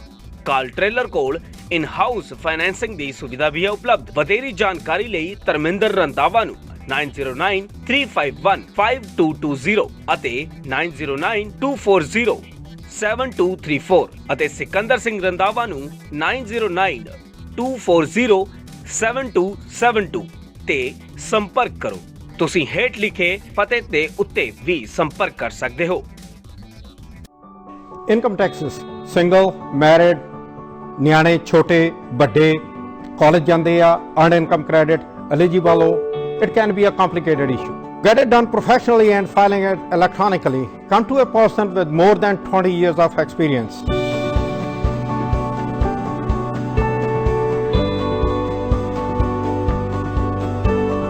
ਇਹ ਵੀ ਇੱਕ ਰੱਬ ਦੇ ਬੰਦਿਆਂ ਦਾ ਘਰ ਹੈ, ਜਿੱਥੇ ਸਿਰਫ ਇੱਕ ਧਰਮ ਤੇ ਜਾਤ ਹੈ, ਇਨਸਾਨੀਅਤ, ਜਿੱਥੇ ਕੋਈ ਵੱਡਾ ਤੇ ਛੋਟਾ ਨਹੀਂ, ਜਿੱਥੇ ਖੁਸ਼ੀਆਂ ਇੱਕੋ ਜਿਹੀਆਂ ਵੰਡੀਆਂ ਜਾਂਦੀਆਂ ਨੇ। ਬੌਧਿਕਤਾ ਦਾ ਵਿਕਾਸ ਰੱਬ ਦੇ ਹੱਥ ਹੈ, ਪਰ ਰੱਬ ਦੇ ਜੀਆਂ ਦੀ ਸੰਭਾਲ ਤਾਂ ਬੰਦਾ ਹੀ ਕਰ ਸਕਦਾ ਹੈ। ਅਜਿਹੀ ਇੱਕ ਮਿਸਾਲ ਅਮਰੀਕਾ ਦੇ ਮੈਰੀਲੈਂਡ ਵਿਖੇ centre for social change. Visit ਔਰ ਕਾਲ। ਮੋਰ ਇਨਫੋਰਮੇਸ਼ਨ ਜੈਸੀ ਸਿੰਘ ਐਂਡ ਸਾਜਿਦ ਤਰਾਰ। ਨਿਊਯਰਸੀ ਅਤੇ ਕੈਲੀਫੋਰਨੀਆ ਦੇ ਪ੍ਰਸਿੱਧ advocate Jaspreet Singh attorney at law, ਜਿਹੜੇ ਕਿ deputation, defence, appeal, family law, bankruptcy ਦੇ ਵਿੱਚ ਮਾਹਰ ਨੇ। ਗਡੂਰਾ ਰੀਅਲ ਐਸਟੇਟ ਅਤੇ ਗਡੂਰਾ ਮੌਰਗੇਜ ਨਿਊਯਾਰਕ ਦੀ ਕੁਇਨਜ਼ ਵਿੱਚ ਸਭ ਤੋਂ ਪੁਰਾਣੀ ਬ੍ਰੋਕਰੇਜ ਕੰਪਨੀ, ਲੋਕਾਂ ਦੀ ਭਰੋਸੇਮੰਦ ਅਤੇ ਆਜ਼ਮਾਈ ਹੋਈ ਗਡੂਰਾ ਰੀਅਲ ਐਸਟੇਟ। ਇਸ ਕੋਲ ਭਰੋਸੇਮੰਦ ਰੀਅਲ ਐਸਟੇਟ ਏਜੰਟਾਂ ਦੀ ਟੀਮ ਹੈ। ਕਾਲ ਵਿਨੋਦ ਗਡੂਰਾ 9176828560। ਨਾਲ ਹੀ ਮੌਰਗੇਜ ਲਈ ਕਿਤੇ ਜਾਣ ਦੀ ਲੋੜ ਨਹੀਂ। ਗਡੂਰਾ ਮੌਰਗੇਜ ਇਸੀ ਛੱਤ ਹੇਠ ਪਰਚੇਜ਼ ਅਤੇ ਰੀਫਾਈਨੈਂਸ ਦੀ ਸਹੂਲਤ ਵੀ ਉਪਲਬਧ ਕਰਵਾਉਂਦਾ ਹੈ। Call Vineet Gadura MBA, President and Owner, Gadura Mortgage, number 7186400444। Global freight carrier inc, trucking ਦੀਆਂ ਇੱਕੋ ਛੱਤ ਥੱਲੇ ਸਾਰੀਆਂ ਸੇਵਾਵਾਂ, ਟਰੱਕ ਰਿਪੇਅਰ, 24 ਘੰਟੇ road service, world wide truck trailer lease and sale, ਜਿਸ ਵਿੱਚ ਰੀਫਰ, ਡਰਾਈਵਰ ਵੈਨ, ਫਲੈਟਬੈਡ, ਟਰੈਕਟਰ ਸਭ ਸ਼ਾਮਿਲ ਨੇ। ਗਲੋਬਲ ਫਰਾਈਟ ਔਨ ਆਪਰੇਟਰਾਂ ਅਤੇ ਡਰਾਈਵਰਾਂ ਨੂੰ ਵੀ ਹਾਇਰ ਕਰਦਾ ਹੈ। ਵਧੇਰੀ ਜਾਣਕਾਰੀ ਲਈ ਅਵਤਾਰ ਸਿੰਘ ਵੜਿੰਗ ਨੂੰ ਹੇਠ ਲਿਖੇ ਨੰਬਰਾਂ ਤੇ ਸੰਪਰਕ ਕਰੋ।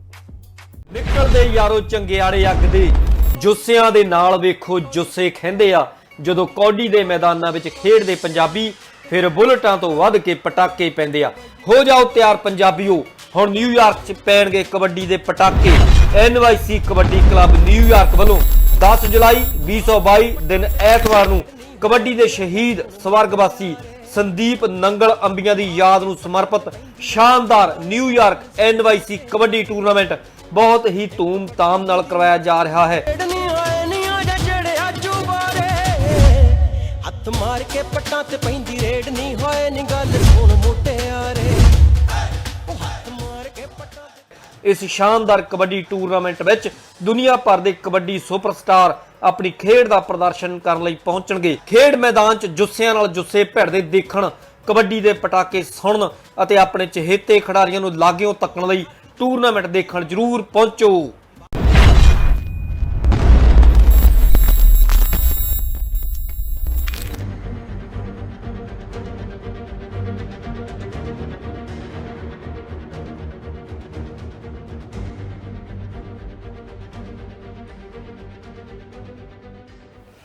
ਦਰਸ਼ਕੋ, ਸਾਡੇ ਨਾਲ ਫਿਰ ਤੋਂ ਜੁੜਨ ਲਈ ਧੰਨਵਾਦ।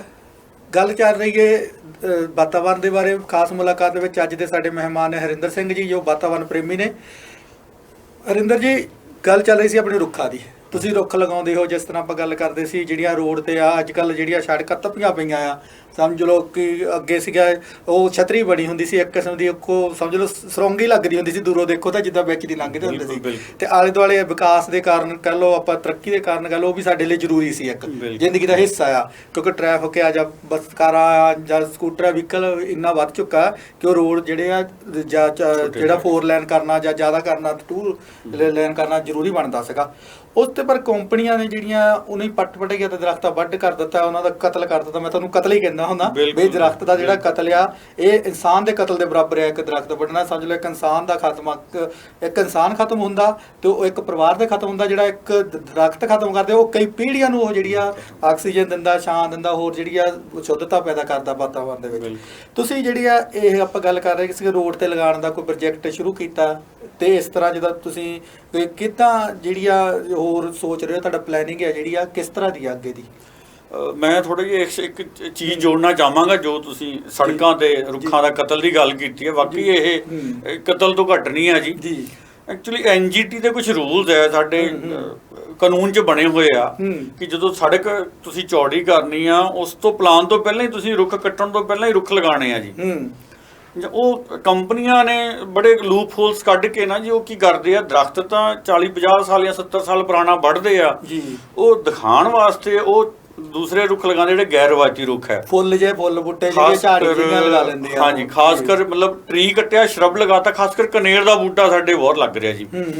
ਕਨੇਰ ਦਾ ਫੁੱਲ, ਉਹਦਾ ਕੋਈ ਸਾਡਾ ਇੱਕ ਤਾਂ ਉਹ ਰਵਾਇਤੀ ਜ਼ਿਆਦਾ ਰੁੱਖ ਨਹੀਂ ਆ, ਪਲੱਸ ਉਹਦਾ ਵਾਤਾਵਰਨ 'ਚ ਉਹ ਯੋਗਦਾਨ ਨਹੀਂ ਹੈ ਜੋ ਇੱਕ ਟਾਹਲੀ, ਅੰਬ ਜਾਂ ਪਿੱਪਲ ਦੇ ਸਕਦਾ। ਬਿਲਕੁਲ ਜੀ। ਔਰ ਉਹਦੇ ਮਤਲਬ ਕੁਝ ਪੋਇਜ਼ਨਸ ਪਲਾਂਟ ਹੈਗਾ ਜਿਹਦੇ ਫੁੱਲਾਂ 'ਚ ਇੰਨਾ ਵਧੀਆ ਨਹੀਂ ਹੈਗਾ ਉਹ, ਕਿ ਜਿਹੜਾ ਵਾਤਾਵਰਨ ਜਾਂ ਪੰਛੀਆਂ ਲਈ ਜਾਂ ਜਾਨਵਰਾਂ ਲਈ ਉਹ ਵਧੀਆ ਨਹੀਂ ਹੈਗਾ। ਬਿਲਕੁਲ ਜੀ। ਇਸ ਕਰਕੇ ਉਹ NGT ਦੀਆਂ ਸ਼ਰਤਾਂ ਪੂਰੀਆਂ ਕਰਨ ਲਈ ਉਹਦੀ ਲੀਸਟ ਮੇਨਟੇਨੈਂਸ ਉਹਦੀ, ਕਿਉਂਕਿ ਪਾਣੀ ਵੀ ਨਹੀਂ ਜ਼ਿਆਦਾ ਉਹਨੂੰ ਲੋੜ, ਤਾਂ ਉਹ ਕਨੇਰ ਦੇ ਰੁੱਖ ਲਗਾ ਕੇ ਉਹਨੂੰ ਪੂਰਾ ਕਰ ਦਿੰਦੇ ਜੀ। ਅਸੀਂ ਦੇਖੋ 100 ਟਾਹਲੀ ਵੱਡੀ ਫੋਰ ਐਗਜ਼ਾਮਪਲ ਤੇ 100 ਕਨੇਰ ਦਾ ਰੁੱਖ ਲਗਾਤਾ, ਬਟ ਤੁਸੀਂ ਦੱਸੋ ਕਿ ਉਹ ਕਿੱਥੇ ਮੈਚ ਕਰ ਪਾਏਗਾ ਜੀ? ਉਹਦੀ ਜੋ ਉਹਨੇ ਸਾਨੂੰ ਫਾਇਦਾ ਦੇਣਾ ਉਹ ਕਨੇਰ ਦਾ ਰੁੱਖ ਥੋੜੀ ਫਾਇਦਾ ਦੇ ਪਾਏਗਾ। ਤਾਂ ਇਹ ਸਰਕਾਰਾਂ ਨੂੰ ਇਹ ਵੀ ਚਾਹੀਦਾ ਕਿ ਜਿਹੜੇ ਆਪਣੇ ਰੂਲ ਹੈ, ਜੋ ਸਿਸਟਮ ਹੈ, ਉਹਨੂੰ ਫੋਲੋ ਕਰੀਏ। ਵਾਤਾਵਰਣ ਤੋਂ ਇਲਾਵਾ ਸਾਡੇ ਕੋਲ ਹੋਰ ਕੁਝ ਵੀ ਨਹੀਂ ਹੈਗਾ ਜੀ। ਬਿਲਕੁਲ, ਇਹੀ ਰੱਬ ਹੈ, ਇਹੀ ਪਰਮਾਤਮਾ, ਇਹੀ ਰਾਮ, ਇਹੀ ਰਹੀਮ ਹੈ ਜੀ। ਬਿਲਕੁਲ ਜੀ। ਇਹਨੇ ਸਾਨੂੰ ਜੀਵਨ ਦੇਣਾ, ਇਸ ਤੋਂ ਹੀ ਅਸੀਂ ਉੱਭਰੇ ਆ ਨਾ। ਪਹਿਲਾ ਪਾਣੀ ਜਿਉ ਹੈ ਜਿਤ ਹਰਿਆ ਸਭ ਕੋਏ। ਬਿਲਕੁਲ ਜੀ। ਤੇ ਜੇ ਪਾਣੀ ਔਰ ਵਾਤਾਵਰਣ ਇਹ ਚੀਜ਼ਾਂ ਨਹੀਂ ਰਹੂਗੇ ਤੇ ਮਨੁੱਖੀ ਜੀਵਨ ਅਸੰਭਵ ਹੈ ਧਰਤੀ ਤੇ। ਬਿਲਕੁਲ, ਕਿਉਂਕਿ ਹਰੇਕ ਧਰਮ ਦਾ ਕੀਦਾ ਜਾਂ ਹਰੇਕ ਧਰਮ ਇਹੀ ਕਹਿੰਦਾ ਹੈ, ਜਿਸ ਤਰ੍ਹਾਂ ਹਿੰਦੂ ਧਰਮ ਵੀ ਕਹਿ ਲਓ ਉਹ ਪਵਿੱਤਰ ਮੰਨਦੇ, ਉਹਨੂੰ ਜਾਲਿਆ ਮੰਨਦੇ ਆ, ਗੰਗਾ ਮਾਤਾ ਮੰਨਦੇ ਆ। ਜੇ ਆਪਾਂ ਇਸਲਾਮ ਦੇ ਵਿੱਚ ਵੀ ਕਹੀਏ ਉਹ ਖਵਾਜੇ ਦੇ ਨਾਂ ਤੇ ਉਹਨੂੰ ਪੂਜਦੇ ਆ। ਅਸੀਂ ਵੀ ਉਹਨੂੰ ਇਸ ਤਰ੍ਹਾਂ ਜਿਹੜੇ ਸਿੱਖ ਧਰਮ ਦੇ ਵਿੱਚ ਵੀ ਉਹਨੂੰ ਪਵਨ ਗੁਰੂ ਪਾਣੀ ਪਿਤਾ ਮੰਨਦੇ ਆ, ਮਾਤਾ ਦਾ ਮਹੱਤਵ ਮੰਨਦੇ ਆ। ਪਰ ਗੱਲ ਆਪਣੀ ਫਿਰ ਉੱਥੇ ਹੀ ਆਉਂਦੀ ਹੈ ਕਿ ਜਿਹੜੀ ਜ਼ਿੰਮੇਵਾਰੀ ਹੈ ਇਨਸਾਨ ਦੀ, ਇਹ ਜ਼ਿੰਮੇਵਾਰੀ ਇਨਸਾਨ ਦੀ ਉਹ ਜਦੋਂ ਕਦੋਂ ਸਮਝੇਗਾ, ਜਦੋਂ ਇਹ ਜਿਹੜੀ ਆ ਉਹਨੂੰ ਇੰਨਾ ਪਤਾ ਵੀ ਹੈਗਾ ਵੀ ਕਿ ਜਿਹੜਾ ਵਾਤਾਵਰਨ ਹੈ, ਮੈਂ ਦਰਖਤ ਜਿਹੜੇ ਕੱਟ ਰਹੇ ਆ ਅਸੀਂ ਪਦਾਰਥਵਾਦੀ ਹੋ ਕੇ, ਇਹ ਸਾਡੇ ਆਉਣ ਵਾਲੀ ਪੀੜ੍ਹੀ ਲਈ ਨੁਕਸਾਨਦੇਹ ਆ। ਤੇ ਇਸ ਤਰ੍ਹਾਂ ਹੀ ਪਾਣੀ ਪਲੀਤ ਕਰ ਰਹੇ ਆ, ਉਹ ਸਾਡੀ ਆਉਣ ਵਾਲੀ ਪੀੜ੍ਹੀ ਲਈ ਅਸੀਂ ਇੱਕ ਜ਼ਹਿਰ ਕਰ ਰਹੇ ਆ। ਜਿਸ ਤਰ੍ਹਾਂ ਪਿੱਛੇ ਜੇ ਉਹ ਆਪਾਂ ਜਿਹੜੀਆਂ ਸੰਸਥਾਵਾਂ ਦੱਸਦੀਆਂ ਆ ਕਿ ਅਸੀਂ ਇੱਕ ਧਰਤੀ ਦੇ ਵਿੱਚੋਂ ਪਾਣੀ ਦੀ ਇੱਕ ਤਹਿ ਨੂੰ ਅਸੀਂ ਖਤਮ ਕਰ ਚੁੱਕੇ ਆ, ਦੂਸਰੀ ਤਹਿ ਨੂੰ ਅਸੀਂ ਸ਼ੁਰੂ ਕੀਤਾ ਹੋਇਆ, ਉਹ ਵੀ ਖਤਮ ਹੋ ਜਾਏਗੀ। ਜਿਹੜੀ ਤੀਸਰੀ ਤਹਿ ਹੋਗੀ ਉਹਦੇ ਵਿੱਚ ਕੈਮੀਕਲ, ਪੈਟਰੋਲ, ਡੀਜ਼ਲ, ਬਹੁਤ ਸਾਰੀਆਂ ਇਸ ਤਰ੍ਹਾਂ ਦੀਆਂ ਰਲੀਆਂ ਮਿਲੀਆਂ ਚੀਜ਼ਾਂ ਆਉਣਗੀਆਂ ਜਿਹੜੀਆਂ ਸਾਡੇ ਸਰੀਰ ਨੂੰ ਨੁਕਸਾਨ ਪਹੁੰਚਾਉਗੀਆਂ। ਆਉਣ ਵਾਲੀ ਜੀ ਅਸੀਂ ਪੀੜ੍ਹੀ ਲਈ ਕੁਛ ਨਹੀਂ ਛੱਡ ਕੇ ਜਾ ਰਹੇ। ਇਸ ਤਰ੍ਹਾਂ ਤੁਸੀਂ ਜਿਹੜਾ ਬੱਚਿਆਂ ਨੂੰ, ਆਉਣ ਵਾਲੀਆਂ ਪੀੜ੍ਹੀਆਂ ਨੂੰ ਕੋਈ ਜਾਗਰੂਕ ਕਰਨ ਲਈ ਕੋਈ ਆਪਣੇ ਕਾਲਜਾਂ ਦੇ ਵਿੱਚ, ਸਕੂਲਾਂ ਦੇ ਵਿੱਚ ਜਾਂ ਸੈਮੀਨਾਰ ਕਰਵਾਉਂਦੇ ਆ ਜਾਂ ਪਿੰਡਾਂ ਦੇ ਵਿੱਚ ਕੋਈ ਉਪਰਾਲਾ ਕਰਦੀ ਤੁਹਾਡੀ NGO ਇਸ ਤਰ੍ਹਾਂ ਦਾ? ਹਾਂਜੀ, ਅਸੀਂ ਸਕੂਲਾਂ 'ਚ ਜਾ ਕੇ, ਪ੍ਰਾਇਮਰੀ ਸਕੂਲਾਂ ਤੋਂ ਹੀ ਸ਼ੁਰੂ ਕੀਤਾ ਹੋਇਆ ਇਹ ਪ੍ਰੋਗਰਾਮ। ਦੂਸਰੀਆਂ ਹਾਇਰ ਸੈਕੰਡਰੀ, ਸੀਨੀਅਰ ਸੈਕੰਡਰੀ 'ਚ ਵੀ ਜਾਂਦੇ ਹਾਂ, ਅਸੀਂ ਕਾਲਜਾਂ 'ਚ ਵੀ ਜਾਂਦੇ ਹਾਂ। ਉੱਥੇ ਦੱਸੀਦਾ ਬੱਚਿਆਂ ਨੂੰ ਕਿ ਸਾਡੇ ਕੋਲ ਜਿਹੜਾ ਧਰਤੀ ਹੇਠਲਾ ਪਾਣੀ ਆ 17 ਸਾਲ ਦਾ ਤਕਰੀਬਨ, ਜੋ ਸਾਡੇ ਸਾਇੰਸ ਕਹਿ ਰਹੀ ਹੈ ਹਾਂਜੀ। ਵੀ ਇੰਨਾ ਕੀ ਰਹਿ ਗਿਆ। ਬਹੁਤ ਹੌਟ ਸਪੌਟ ਸਾਡੇ ਪੰਜਾਬ 'ਚ ਔਰ ਓਵਰਆਲ ਇੰਡੀਆ 'ਚ ਵੀ ਦੇਖਿਆ ਜਾਏ ਤੇ ਬਹੁਤ ਰੀਜਨ ਇਦਾਂ ਦੇ ਬਣ ਗਏ ਆ। ਈਵਨ ਜੋ ਪੰਜਾਬ ਦਾ ਅਸੀਂ ਜੇ ਬੇਸਿਕਲੀ ਇਹਨੂੰ ਲੈ ਕੇ ਚੱਲੀਏ ਕਿ ਜਿੱਥੇ ਦਰਿਆ ਪਹਿਲਾਂ ਪੂਰੇ ਐਂਡ ਟੂ ਐਂਡ ਚੱਲਦੇ ਹੁੰਦੇ ਸੀਗੇ, ਅੱਜ ਉਹ ਦਰਿਆ ਜੀ ਨਾਲੇ ਜਿਹੇ ਬਣ ਕੇ ਰਹਿ ਗਏ ਆ, ਸੀਮਿਤ ਹੋ ਗਏ ਆ, ਬਿਲਕੁਲ ਸੀਮਿਤ ਹੋ ਗਏ ਆ। ਔਰ ਸਾਡੇ ਇਲਾਕੇ ਜਿਹੜੇ ਹਰਿਆਣੇ ਆ ਇੱਧਰਲੇ ਨਾਲ ਦੇ ਮਾਲਵੇ ਦੇ ਏਰੀਏ ਕੁਛ ਹੈਗੇ ਆ, ਉੱਥੇ ਦੇਖੋ ਹੁਣ ਟੈਂਕਰਾਂ ਨਾਲ ਪਾਣੀ ਸਪਲਾਈ ਹੋ ਰਿਹਾ। ਬਿਲਕੁਲ ਪਿੱਛੇ ਜੇ ਇੱਕ ਖਬਰ ਵੀ ਚੱਲ ਰਹੀ ਸੀ ਕਿ ਉਹ ਪਿੰਡ ਦੇ ਲੋਕਾਂ ਦੇ ਉੱਥੇ ਪਾਣੀ ਨਹੀਂ ਆਉਂਦਾ ਸੀ ਪੀਣ ਯੋਗ, ਉਹ ਦੂਰੋਂ 4-5 ਕਿਲੋਮੀਟਰ ਤੇ ਪੀਣ ਲਈ ਪਾਣੀ ਵੀ ਉਹ ਟੈਂਕਰ ਦੇ ਰਾਹੀਂ ਲੈ ਕੇ ਜਾਂਦੇ ਤੇ ਕੈਨੀਆਂ ਦੇ ਰਾਹੀਂ ਲੈ ਕੇ ਜਾ ਰਹੇ ਸੀ। ਇਸ ਤਰ੍ਹਾਂ ਦਾ ਮਾਹੌਲ ਸਾਡਾ ਵੀ ਬਣ ਜਾਵੇ, ਆਲੇ ਦੁਆਲੇ ਦਾ ਸਾਰਾ ਦੁਆਬੇ ਦਾ ਜਾਂ ਮਾਲਵੇ ਦਾ ਜਾਂ ਇਸ ਤਰ੍ਹਾਂ ਦਾ ਜਿਹੜੇ ਹੈਗੇ ਆ, ਉਸ ਤੋਂ ਪਹਿਲਾਂ ਆਪਾਂ ਕੀ ਕਰ ਲਈਏ ਜਿਹੜੇ ਸਾਂਭ ਲਈਏ? ਜੀ, ਬੱਚਿਆਂ ਨੂੰ ਦੱਸੀਦਾ ਕਿ ਦੇਖੋ ਜਦੋਂ ਅਸੀਂ ਬਚਪਨ ਸੀਗੇ ਸਾਨੂੰ ਕਹਿੰਦੇ ਹੁੰਦੇ ਸੀ ਕਿ ਬਾਹਰ ਪਾਣੀ ਬੋਤਲਾਂ 'ਚ ਵਿਕਦਾ ਤੇ ਸਾਨੂੰ ਯਕੀਨ ਨਹੀਂ ਆਉਂਦਾ ਹੁੰਦਾ ਸੀਗਾ ਜੀ ਕਿ ਵਾਟਰ ਬੋਟਲ ਅਸੀਂ ਖਰੀਦਦੇ ਆ। ਫਿਰ ਹੌਲੀ ਹੌਲੀ ਮੈਟਰੋ ਸਿਟੀ 'ਚ ਇੰਡੀਆ ਦੇ ਸ਼ੁਰੂ ਹੋ ਗਿਆ ਹਨਾ ਜੀ। ਬਿਲਕੁਲ ਕਿ ਦਿੱਲੀ 'ਚ ਪਾਣੀ 10 ਪੈਸੇ ਜਾਂ 50 ਪੈਸੇ ਗਲਾਸ ਉਦੋਂ ਮਿਲਦਾ ਹੁੰਦਾ ਸੀਗਾ, ਜਾਂ ਅੱਜ ਤੋਂ 30-40 ਸਾਲ ਪੁਰਾਣੀ ਗੱਲ ਕਰੀਏ। ਤੇ ਪੰਜਾਬ 'ਚ ਤਾਂ ਹੁਣ ਹਰ ਕਰਿਆਨੇ ਦੀ ਦੁਕਾਨ ਤੇ ਪਾਣੀ ਮੁੱਲ ਵਿਕ ਰਿਹਾ ਹਨਾ। ਤੇ ਇਹ ਇੱਕ ਆਰਟੀਕਲ ਮੈਂ ਕਿਸੇ ਦੇਖ ਵੀ ਰਿਹਾ ਸੀਗਾ, ਵੀਡੀਓ ਵੀ ਆਈ ਸੀ ਕਿ ਅਗਲਾ ਜੋ ਟ੍ਰੇਡ ਆਈਟਮ ਹੈ ਉਹ ਵਾਟਰ ਬਣੇਗੀ ਜੀ। ਮਤਲਬ ਪੈਟਰੋਲ ਡੀਜ਼ਲ ਤੋਂ ਜ਼ਿਆਦਾ ਮਹਿੰਗਾ ਇਹ ਪਾਣੀ ਹੋ ਰਿਹਾ। ਹੁਣ ਵੀ ਦੇਖਿਆ ਇਹ ਤਾਂ ਕਾਫੀ ਕਾਸਟਲੀ ਸਾਨੂੰ ਪੈ ਰਿਹਾ, ਕੋਈ ਸਸਤਾ ਨਹੀਂ ਪੈਂਦਾ ਹਨਾ। ਕੋਈ ਕਹੇ ਕੋਈ ਬਾਹਰਲੇ ਦੇਸ਼ਾਂ ਦੇ ਵਿੱਚ ਤਾਂ ਇਸੇ ਤਰ੍ਹਾਂ ਪੈਟਰੋਲ ਉੱਥੇ ਡੀਜ਼ਲ ਸਸਤਾ ਹੈ, ਪਾਣੀ ਮਹਿੰਗਾ ਜੀ। ਤੇ ਅਸੀਂ ਜੋ ਅਗਲੀ ਜਨਰੇਸ਼ਨ, ਸਾਡੇ ਬੂਟੇ ਇਹੀ ਆ ਜੀ ਅਗਲੇ, ਜਿਹੜੀ ਅਗਲੀਆਂ ਪੀੜ੍ਹੀਆਂ, ਬਿਲਕੁਲ ਜੀ, ਅਸੀਂ ਉਹਨਾਂ ਨੂੰ ਜੇ ਜਾਗਰੂਕ ਕਰੀਏ। ਅਸੀਂ ਆਪਣਾ ਹੰਢਾ ਲਿਆ ਜਾਂ ਅੱਧਾ ਹੰਢਾ ਲਿਆ ਹਨਾ, ਕਈਆਂ ਨੇ ਜ਼ਿਆਦਾ ਹੰਢਾ ਲਿਆ ਜਿਹੜੇ 70-80 ਸਾਲ ਦੇ ਆ। ਅਸੀਂ ਉਹਨਾਂ ਨੂੰ ਹੁਣ ਜਿਹੜੀ ਅਗਲੀ ਪੀੜ੍ਹੀ, ਅਸੀਂ ਉਹਨਾਂ ਲਈ ਕੁਝ ਕੀ ਕੀਤਾ? ਅਸੀਂ ਤਾਂ ਮਤਲਬ ਬਰਬਾਦ ਕਰਕੇ ਸਿਸਟਮ ਛੱਡਤਾ ਆਪਣਾ। ਬਿਲਕੁਲ ਜੀ। ਤੇ ਅਸੀਂ ਚਾਹੁੰਦੇ ਕਿ ਉਹ ਜਨਰੇਸ਼ਨ ਕੁਛ ਨਾ ਕੋਈ ਸਾਂਭੇ, ਬਰਬਾਦ ਨਾ ਕਰੇ। ਬਹੁਤ ਅਵੇਅਰਨੈਸ ਦੀ ਲੋੜ ਹੈ ਜੀ। ਪਿੱਛੇ ਜੇ ਅਸੀਂ ਵਰਲਡ ਵਾਟਰ ਡੇ ਸੀਗਾ, ਮੈਂ ਉਸ ਤੇ ਵੀ ਥੋੜਾ ਗੱਲ ਕਰਨੀ ਚਾਹੂੰਗਾ ਕਿ ਇਹ ਡੇ ਅਸੀਂ ਮਨਾਉਣੇ ਸ਼ੁਰੂ ਕਰਦੇ। ਵਰਲਡ ਐਨਵਾਇਰਨਮੈਂਟ ਡੇ, ਵਰਲਡ ਵਾਟਰ ਡੇ ਹਨਾ, ਵਰਲਡ ਬਾਇਓਡਾਇਵਰਸਿਟੀ ਡੇ। ਪਹਿਲਾਂ ਇਹ ਚੀਜ਼ਾਂ ਨਹੀਂ ਸੀਗੀਆਂ, ਇਹ ਕੁਝ ਦਹਾਕੇ ਪਹਿਲਾਂ ਇਹ ਚੀਜ਼ਾਂ ਨਹੀਂ ਸੀਗੀਆਂ, ਕਿਉਂਕਿ ਉਦੋਂ ਵਾਤਾਵਰਣ ਇੱਕ ਆਟੋਮੈਟਿਕ ਆਪੇ ਹੀ ਸੰਜੋ ਕੇ ਆਪਣੇ ਆਪ ਨੂੰ ਰੱਖਿਆ ਹੋਇਆ ਸੀਗਾ। ਮਨੁੱਖ ਨੇ ਉਨੀ ਤਬਾਹੀ ਨਹੀਂ ਮਚਾਈ ਸੀ ਜਿੰਨੀ ਹੁਣ ਮਚਾਈ ਹੋਈ ਹੈ। ਸਿਰਫ ਇਹ ਜਿਹੜੇ ਦਿਹਾੜੇ ਹੁਣੇ ਆਏ ਆ ਕਿ ਲੋਕਾਂ ਨੂੰ ਅਵੇਅਰ ਕਰੀਏ ਅਸੀਂ ਆਮ ਜਨਤਾ ਨੂੰ। ਵਰਲਡ ਵਾਟਰ ਡੇ 'ਚ ਅਸੀਂ DAV college Hoshiarpur professor Rajiv Sharma ਹੈਗੇ ਆ ਜੀ, ਉਹ ਸਾਡੇ ਨਾਲ ਬਹੁਤ ਸਹਿਯੋਗ ਕਰਦੇ ਰਹਿੰਦੇ। ਉਹਨਾਂ ਨੇ ਕੁਝ ਆਪਣੇ BSc ਐਗਰੀਕਲਚਰ ਦੇ ਸਟੂਡੈਂਟਸ ਸਾਡੇ ਨਾਲ ਭੇਜੇ। ਅਸੀਂ ਇੱਕ ਕਲੋਨੀ ਦਾ ਸਰਵੇ ਕੀਤਾ ਤਕਰੀਬਨ 90 ਘਰਾਂ ਦਾ ਜੀ, ਤਕਰੀਬਨ 40-50 ਬੱਚੇ ਗਏ ਸਾਡੇ ਨਾਲ।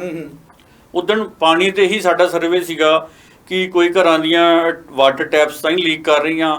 ਤੇ ਮੇਨ ਸਾਡਾ ਸੀਗਾ ਕਿ ਜਿਹੜੇ ਓਵਰਹੈਡ ਸਾਡੇ ਵਾਟਰ ਸਟੋਰੇਜ ਟੈਂਕ ਹੈ, ਉੱਥੇ ਉਹਨਾਂ ਨੇ ਬੈਲਸ ਲਗਾਈਆਂ, ਅਲਾਰਮ ਬੈਲ, ਕਿ ਹਾਂ ਜੀ ਜੇ ਟੈਂਕੀ ਭਰ ਗਈ ਆ ਤੇ ਬੈਲ ਵੱਜੇ। ਉਹ ਤਕਰੀਬਨ 2-4% ਦੇ ਘਰਾਂ ਸੀਗੀਆਂ ਜਿੱਥੇ ਓਵਰਹੈਡ ਸਟੋਰੇਜ ਟੈਂਕ ਤੇ ਬੈਲ ਲੱਗੇ ਹੋਏ ਸੀ, ਅਲਾਰਮ ਬੈਲ। ਔਰ ਇੱਕ ਚੀਜ਼ ਹੋਰ ਹੈ ਕਿ ਜਿਹੜਾ RO ਦਾ ਪਾਣੀ, ਅਸੀਂ ਹਰ ਘਰ 'ਚ RO ਲੱਗਾ ਹੋਇਆ, ਉਹ ਤਕਰੀਬਨ 1/3 ਮਤਲਬ ਜੇ 1 ਲੀਟਰ ਉਹ ਸਾਫ਼ ਕਰਦਾ ਤੇ 2.5-3 ਲੀਟਰ ਉਹ ਵੇਸਟ ਕਰਦਾ ਜੀ। ਬਿਲਕੁਲ ਜੀ। ਅਸੀਂ ਉਹ ਘਰਾਂ 'ਚ ਪੁੱਛਿਆ ਕਿ ਤੁਸੀਂ ਇਹਨੂੰ ਕੁਝ ਰੀਯੂਜ਼ ਕਰਨ ਦਾ ਕੋਈ ਉਪਰਾਲਾ ਕੀਤਾ, ਤੇ ਤਕਰੀਬਨ ਲੋਕ ਅਨਅਵੇਅਰ ਸੀਗੇ। ਸਿਰਫ 2 ਘਰਾਂ ਨੇ ਸਾਨੂੰ ਦੱਸਿਆ ਕਿ ਹਾਂ ਜੀ ਅਸੀਂ ਇਹਨੂੰ ਭਾਂਡੇ ਮਾਂਜਣ ਲਈ ਰੱਖ ਲੈਂਦੇ ਜਾਂ ਅਸੀਂ ਗਾਰਡਨ 'ਚ ਪਾ ਦਿੰਦੇ ਹਾਂ। ਤੇ ਉਹ ਚੀਜ਼ਾਂ 'ਚ ਜਦੋਂ ਅਸੀਂ ਅਵੇਅਰਨੈਸ, ਜਿੰਨਾ ਚਿਰ ਅਸੀਂ ਨਹੀਂ ਇਹ ਕਰਾਂਗੇ, ਅਵੇਅਰਨੈਸ ਦੀ ਬੜੀ ਲੋੜ ਹੈ ਜੀ। ਹੁਣ ਇਹ RO ਦੀ ਲੋੜ ਕਿਉਂ ਪਈ ਆ ਕਿ ਪਾਣੀ ਸਾਡਾ ਗੰਦਲਾ ਹੋ ਗਿਆ, ਮੈਲਾ ਹੋ ਗਿਆ, ਜ਼ਹਿਰੀਲਾ ਹੋ ਗਿਆ। ਇਹਦੇ ਲਈ ਵੀ ਮਨੁੱਖ ਜਾਤੀ ਹੀ ਜ਼ਿੰਮੇਵਾਰ ਹੈ ਜੀ। ਅਸੀਂ ਦੇਖ ਰਹੇ ਹਾਂ ਕਿ ਅਨਟ੍ਰੀਟਡ ਵੇਸਟ ਸਾਡਾ ਨਦੀਆਂ 'ਚ ਜਾਇਆ ਜਾ ਰਿਹਾ ਹਨਾ। ਉਹ ਜਦੋਂ ਅਨਟ੍ਰੀਟਡ ਵੇਸਟ ਜਾਏਗਾ, ਨੈਚੁਰਲੀ ਆ ਕਿ ਜਿਹੜੀ ਸੇਮ ਆ ਉਹ ਹੌਲੀ ਸਾਡੇ ਧਰਾਤਲ ਵਾਲੇ ਪਾਣੀ 'ਚ ਜਾਈ ਜਾ ਰਹੀ ਹੈ ਜ਼ਹਿਰ। ਔਰ ਬਹੁਤ ਫੈਕਟਰੀਆਂ, ਮੈਂ ਸਾਰੀਆਂ ਤਾਂ ਨਹੀਂ ਕਹਾਂਗਾ, ਬਹੁਤ ਫੈਕਟਰੀਆਂ ਇੱਦਾਂ ਦੀਆਂ ਜਿਹੜੀਆਂ ਡਾਇਰੈਕਟ ਬੋਰਵੈਲ ਕਰਕੇ ਜਿਹੜਾ ਆਪਣਾ ਅਨਟ੍ਰੀਟਡ ਵੇਸਟ ਹੈ ਉਹ ਧਰਤੀ ਦੇ ਪਾਣੀ 'ਚ ਮਿਲਾ ਰਹੀਆਂ। ਕੈਮੀਕਲ ਜਿਹੜੀਆਂ ਉਹ ਥੱਲੇ ਸੁੱਟਦੇ, ਬਿਲਕੁਲ ਕੈਮੀਕਲ ਥੱਲੇ ਜਾ ਰਿਹਾ ਜੀ, ਉਹਨਾਂ ਜ਼ਹਿਰ ਫੈਲ ਰਿਹਾ। ਔਰ ਮਾਲਵਾ ਬੈਲਟ ਸਾਡੀ, ਅਸੀਂ ਉਹਨੂੰ ਕੈਂਸਰ ਬੈਲਟ ਦੇ ਨਾਮ ਤੇ, ਬੜੀ ਦੁੱਖ ਵਾਲੀ ਗੱਲ ਹੈ ਇਹ, ਬੜਾ ਮਨ ਦੁੱਖ ਹੁੰਦਾ ਜਦੋਂ ਅਸੀਂ ਕਹਿੰਦੇ ਕਿ ਉਹ ਏਰੀਆ ਕੈਂਸਰ ਵਾਲਾ ਹੋ ਗਿਆ ਹੈ। ਉਹਦੇ 'ਚ ਜ਼ਰੂਰ ਇਹ ਮਤਲਬ ਹੈਗਾ ਕਿ ਜਿਹੜਾ ਅਸੀਂ ਕੈਮੀਕਲ ਫਸਲਾਂ ਤੇ ਛਿੜਕਦੇ ਹਾਂ, ਉਹ ਵੀ ਅਸੀਂ ਉਹ ਵੀ ਚੀਜ਼ ਇੱਕ ਉਹਦਾ ਰੋਲ ਪਲੇ ਕਰ ਰਹੀ ਹੈ। ਪਲੱਸ ਜਿਹੜੀ ਇੰਡਸਟਰੀ ਹੈ ਜਿਹੜੀ ਡਾਇਰੈਕਟ ਪਾਣੀ ਥੱਲੇ ਮਿਕਸ ਕਰ ਰਹੀ ਹੈ ਜ਼ਹਿਰੀਲਾ ਪਾਣੀ, ਉਹ ਬਹੁਤ ਜ਼ਿੰਮੇਵਾਰ ਹੈ। ਉਹ ਇਹ ਨਹੀਂ ਸੋਚਦੇ ਕਿ ਇਹ ਅਸੀਂ ਆਉਣ ਵਾਲੀਆਂ ਪੀੜ੍ਹੀਆਂ ਦਾ ਜੋ ਅਸੀਂ ਰੱਖੀ ਹੋਈ ਹੈ ਚੀਜ਼, ਕੁਦਰਤ ਨੇ ਜੋ ਸਾਨੂੰ ਰੱਬ ਨੇ ਨਿਯਮਤਾਂ ਦਿੱਤੀਆਂ ਅਸੀਂ ਉਹਨੂੰ ਕਿਉਂ ਬਰਬਾਦ ਕਰ ਰਹੇ ਹਾਂ? ਸਿਰਫ ਆਪਣਾ ਖਰਚਾ ਬਚਾਉਣ ਲਈ ਸਾਨੂੰ ਟ੍ਰੀਟਮੈਂਟ ਪਲਾਂਟ ਲਗਾਉਣੇ ਪੈਣੇ ਆ, ਉਹ ਚੀਜ਼ਾਂ ਨੂੰ ਬਾਈਪਾਸ ਕਰਕੇ ਅਸੀਂ ਜਾ ਰਹੇ ਹਾਂ। ਤੁਸੀਂ ਲੁਧਿਆਣੇ ਲਾਗੇ ਦੇਖਿਆ ਹੋਣਾ, ਬੁੱਢਾ ਦਰਿਆ ਜਿਹੜਾ ਮੰਨਿਆ ਇਹਨਾਂ ਨੂੰ ਬੁੱਢਾ ਨਾਲਾ ਬਣ ਗਿਆ ਜੀ।